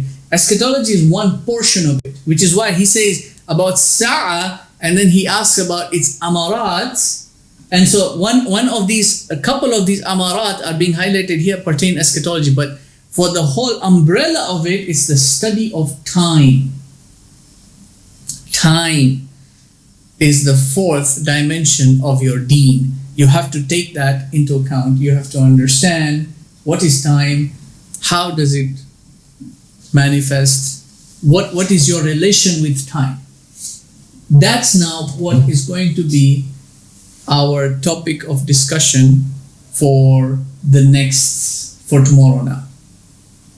The next session, inshallah, is going to be our time will be our topic of discussion. But he did not say sadaqta on this matter. So he highlighted 2 amarat. Antalid al-amatu rabbataha. The slave girl will give birth to her mistress. And you will see scholarly interpretations on this, different ones. One of the more important pieces as it pertains our discussion now and our age is that there is going to be a complete upheaval of the social or natural order of things. This is what we're looking at here now, is that materialism is given a higher precedence over spirituality. Quantity is given a higher preference over quality. Right? Mathematics and material sciences are given high preference over qualitative things, creative sciences, creative arts, like language, like logic, rhetoric, poetry, philosophy, all these things. And you'll find this in our universities as well. They'll give a greater preference. And the Prophet ﷺ gave a very important statement in another hadith about this, that he was telling the Sahaba, you are in a generation whereby there are few of you who can recite the Quran as, elaborately and poetically as well. But more of you understand the essence, the hudud of the Quran. And then there's going to come a time upon mankind is that they will have perfected the recitation of the Quran. There will be so many reciters, but very few will be understanding the Quran. This is that complete turning. So the products that we get from our Darul Ulum and all these other universities of so and so are what? They're focused on what? Their focus is on material elements. A lot of them are going to go into the world of economics or finance or business, and they'll establish themselves with their fatwas in that field. Many more will be dealing with trivial matters, but very few of them take the time to apply scholarship in a qualitative aspect, to teach people qualitative sciences that will enable their thinking to flourish, rather than have people become dependents on Mufti Maulanas on them. So that everyone now has to go to Mufti Maulana. What about this? What about, is this halal? Is this haram? Can you tell me this? Can you tell me that? You see, instead of them learning the science themselves, learn your fiqh. Enable, this is my plea to these scholars, enable your people to learn the sciences and teach them the sciences. Increase them in knowledge instead of making them dependents. So that if they don't find the answer from you, they will resort to secularism. And a lot of people do that.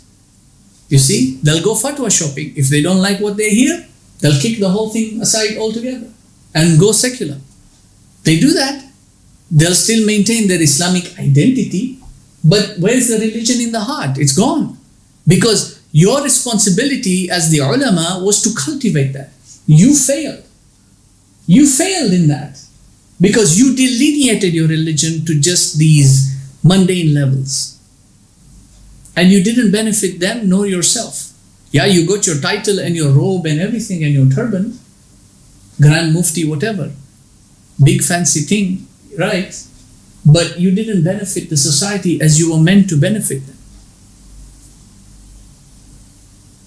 The whole order, the social order, the national order is upturned. And this is taking place manifest in front of us. Then he said, the second one, وَأَن تَرَى الْحُفَاةَ الْعُرَاةَ الْأَعْلَاةَ رِيَاعَ الشَّاءِ يَتَطَاوَلُونَ فِي الْبُنْيَانِ. You will find the bare-footed, naked, destitute shepherds competing with each other in a construction of tall buildings. This amarat has got a zahiri aspect and a batini aspect as well.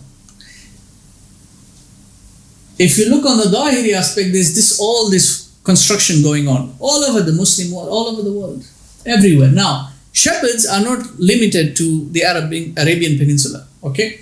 Although the target of this ayah, this sign would begin with the Arabs, right? But it extends to the whole world because there were shepherds all over the world. And now those same people who were once destitute, bare, naked,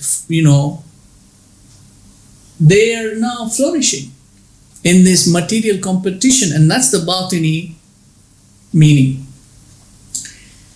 That there is this progress that is a complete material progress, a competition in material progress. The corporate ladder or the corporate race, capitalism. He's got that degree, I have this degree, or I don't have a degree. I need to get one so I can show him I'm better than him. This progress. Ana khayrun minhu. Right? Oh, he got that guy. Mine is 2 years older. Maybe I can trade it in, get the newer one. Then I'll show him.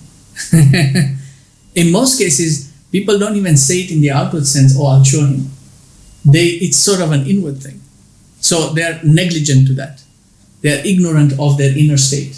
This is what, when we'll go to the final session, Ghazali will talk about this. You are negligent or ignorant of your heart state. The state of your heart, what it is, what's manifesting it, where's that amr coming from? To do what you do.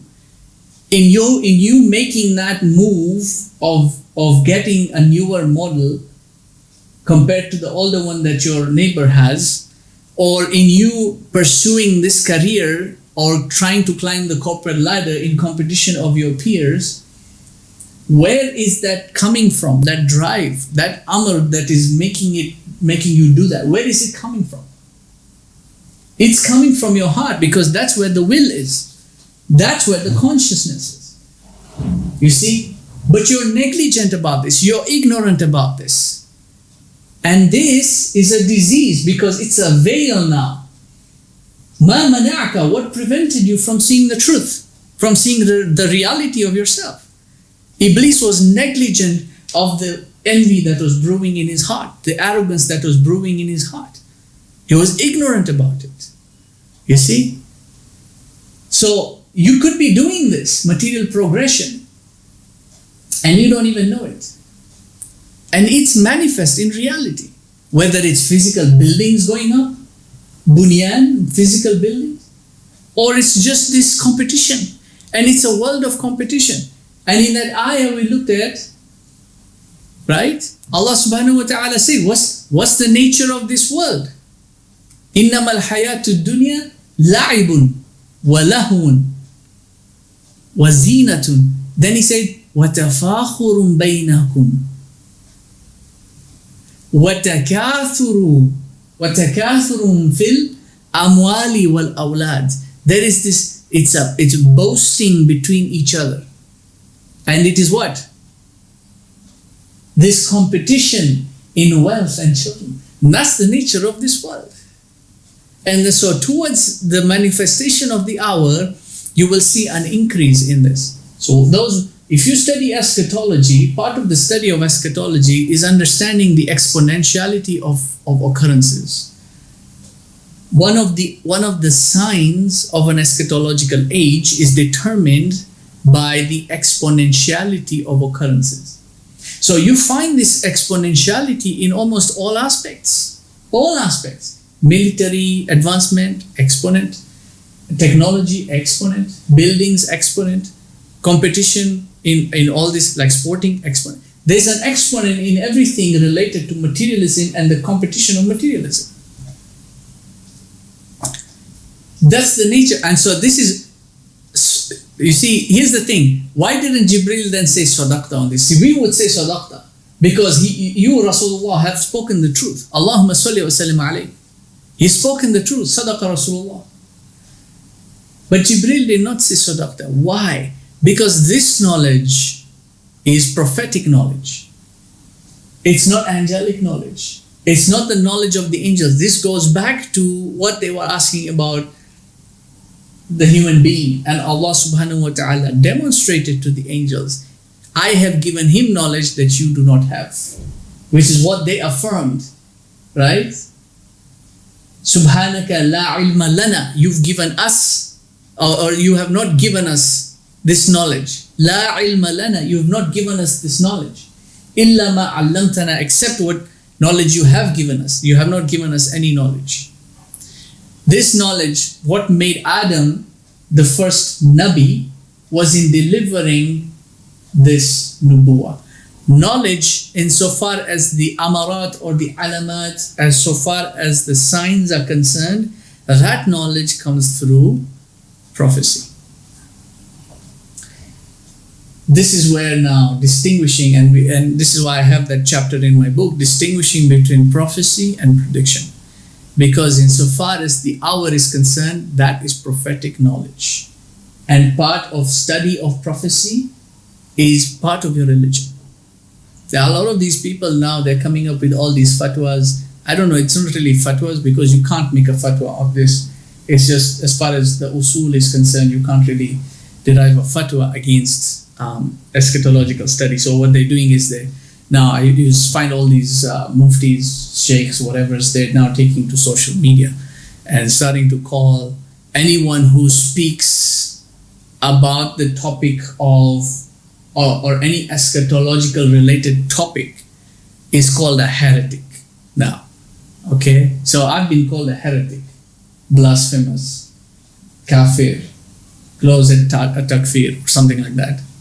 I don't know what that means. I've been called all these names as well. My teachers have been called these names as well. My teachers, not just one teacher, my teachers, those whom I've studied, not just eschatology, but other subjects as well, other sciences as well. Because to them, speaking about this is endangering society. In their mind, their projection of religion is that, when it happens, we'll know about it. We'll deal with it when it happens. No one has knowledge of that. No. No one has knowledge of the hour. This is what's distinguished here. No one has knowledge of the hour's occurrence. But that which leads up to the hour, that can be studied. And it has to be studied. You have to study it. Because if you do not study the signs, how will you understand their occurrences and manifestations? How are you going to determine which path you are in? Because there are a lot of externalities that are affecting your journey in life. You could be riding on the Dajjal's bandwagon as we speak and you don't even know it. Without knowing the signs, you could be praying 5 times a day, doing your tasbih, your dhikr, everything. Your fasting and all the Islam you're doing is there. But then your character is defined by the Dajjalic speech and you don't even realize it. You think you're doing good. But you're doing a good that is defined by that side of the world, not defined by the religion. How would you know if you don't study the signs? That's what eschatology is. It's studying of time and how events occur in the timeline, and which of these events are the signs now, and how do the signs manifest, and are they manifest at present? Because there's confusion, and towards the end of time, everyone will be in confusion. If you don't study the signs, you'll be in a state of confusion. People are in confusion right now. People are confused. They're completely confused. Something happens and they're thrown all over the place. Over the past 2 years, people were totally confused. You had Muslims coming up with zombie theories regarding this whole Circus 19 that took place. Coming up with zombie theories about zombies and mind control and all these things. Where is that coming from? It's coming from total confusion. And that confusion is deluding them from the falsity of what they're projecting. They think they're intellecting, but they're not. They're bringing all these foolish notions that are not guided by religion in the proper study. It's guided by their own concoctions. You see? And now as things start subsiding, because during the fitna, everyone is riled up. When the fitna subsides, that's when you now see, I shouldn't have said that. That was a mistake.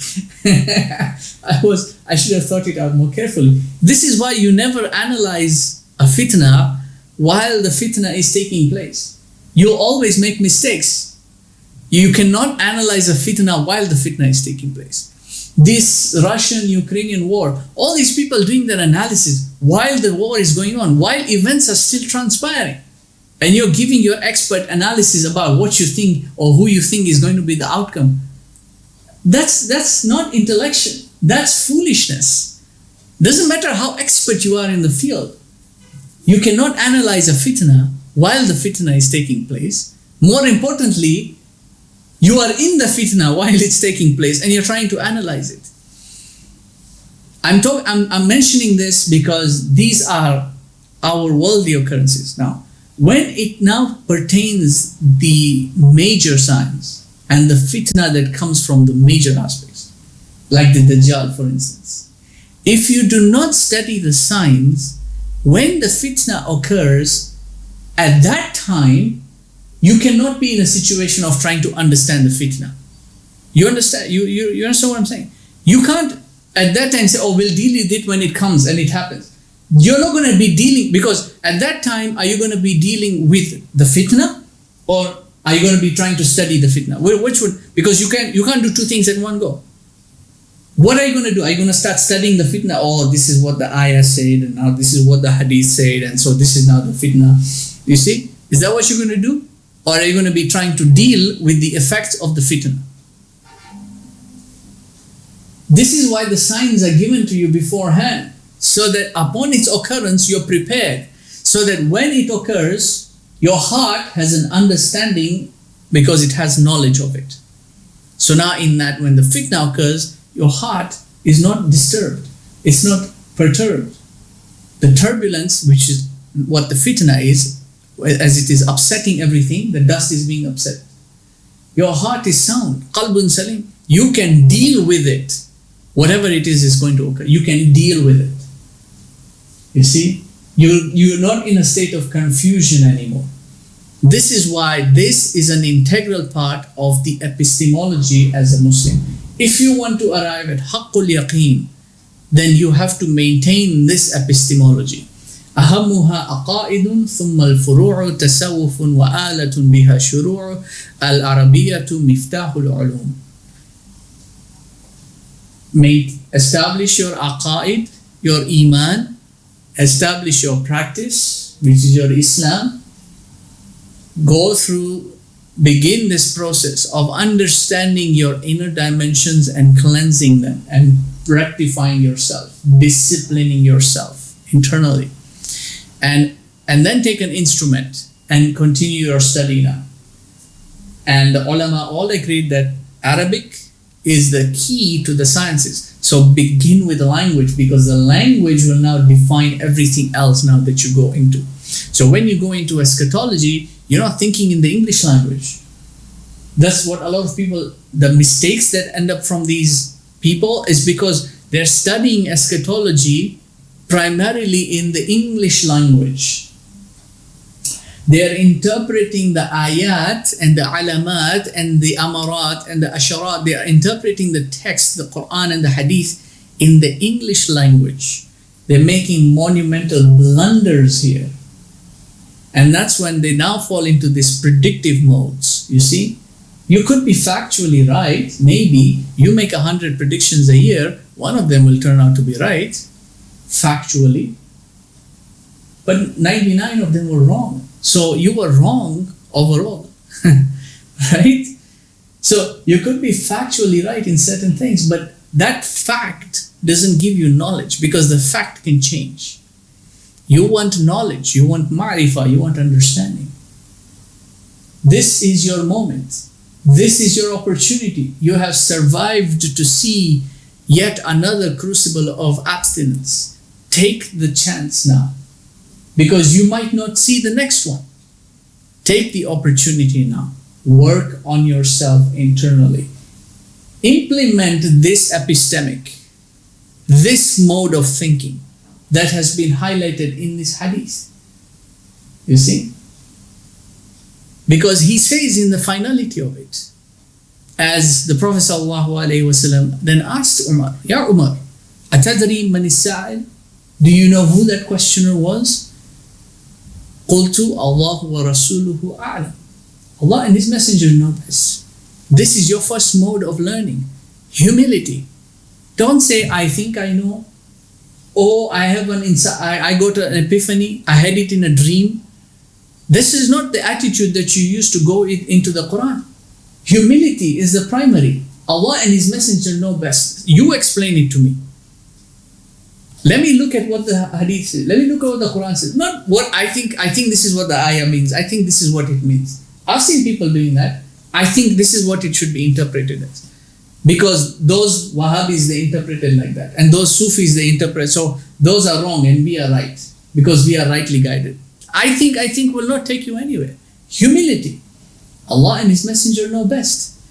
And so he said, Rasulullah, فَإِنَّهُ Jibril. Indeed, he was Jibril. What did he come to do? آتاكم يعلمكم دينكم. He came to you. He didn't come to me. He didn't use that pronoun, did he? He didn't say atani. yu'allimuni, dini. He didn't say, for me, my religion. No, he came to you, the people, you, the Muslims, you, the observers. All of you included. You are the extension of those Sahaba who are experiencing this event and observing the event transpire at that time. You are that extension. So he came to you to teach you your deen, your mode of repayment to Allah subhanahu wa ta'ala, your way of life. He has come to teach you that, to imprint it into you. He's not just teaching you the semantics or the groupings or the categories or the definitions. No. How you should establish your mode of thinking. What epistemology should you apply? Because you'll get all different kinds of modes from everywhere. Tons of these experts with their YouTube videos telling you how you should think. No. Allah tells you how you should think. Follow the guidance of the Lord Almighty, who created you, who knows you better than you know yourself. Who better to guide you than Him? Isn't that right? And He has sent His messenger to show you what the path is. This is the path. Follow it. Establish yourself foundationally, coherently with the truth. And you will arrive at Haqqul Yaqeen. Let's end here, inshallah. We'll see you everyone. We'll see everybody tomorrow, inshallah. And the subject will be time. Will be an interesting discussion, inshallah. Subhanaka wa bihamdika nashhadu an la ilaha illa anta nastaghfiruka wa natubu ilayk. ربنا تقبل منا إنك أنت السميع العليم وتب علينا يا مولانا إنك أنت التواب الرحيم برحمتك يا أرحم الراحمين. بارك الله فيكم والسلام عليكم ورحمة الله وبركاته. جزاك الله خيرا. See you guys tomorrow, inshallah. Alhamdulillah.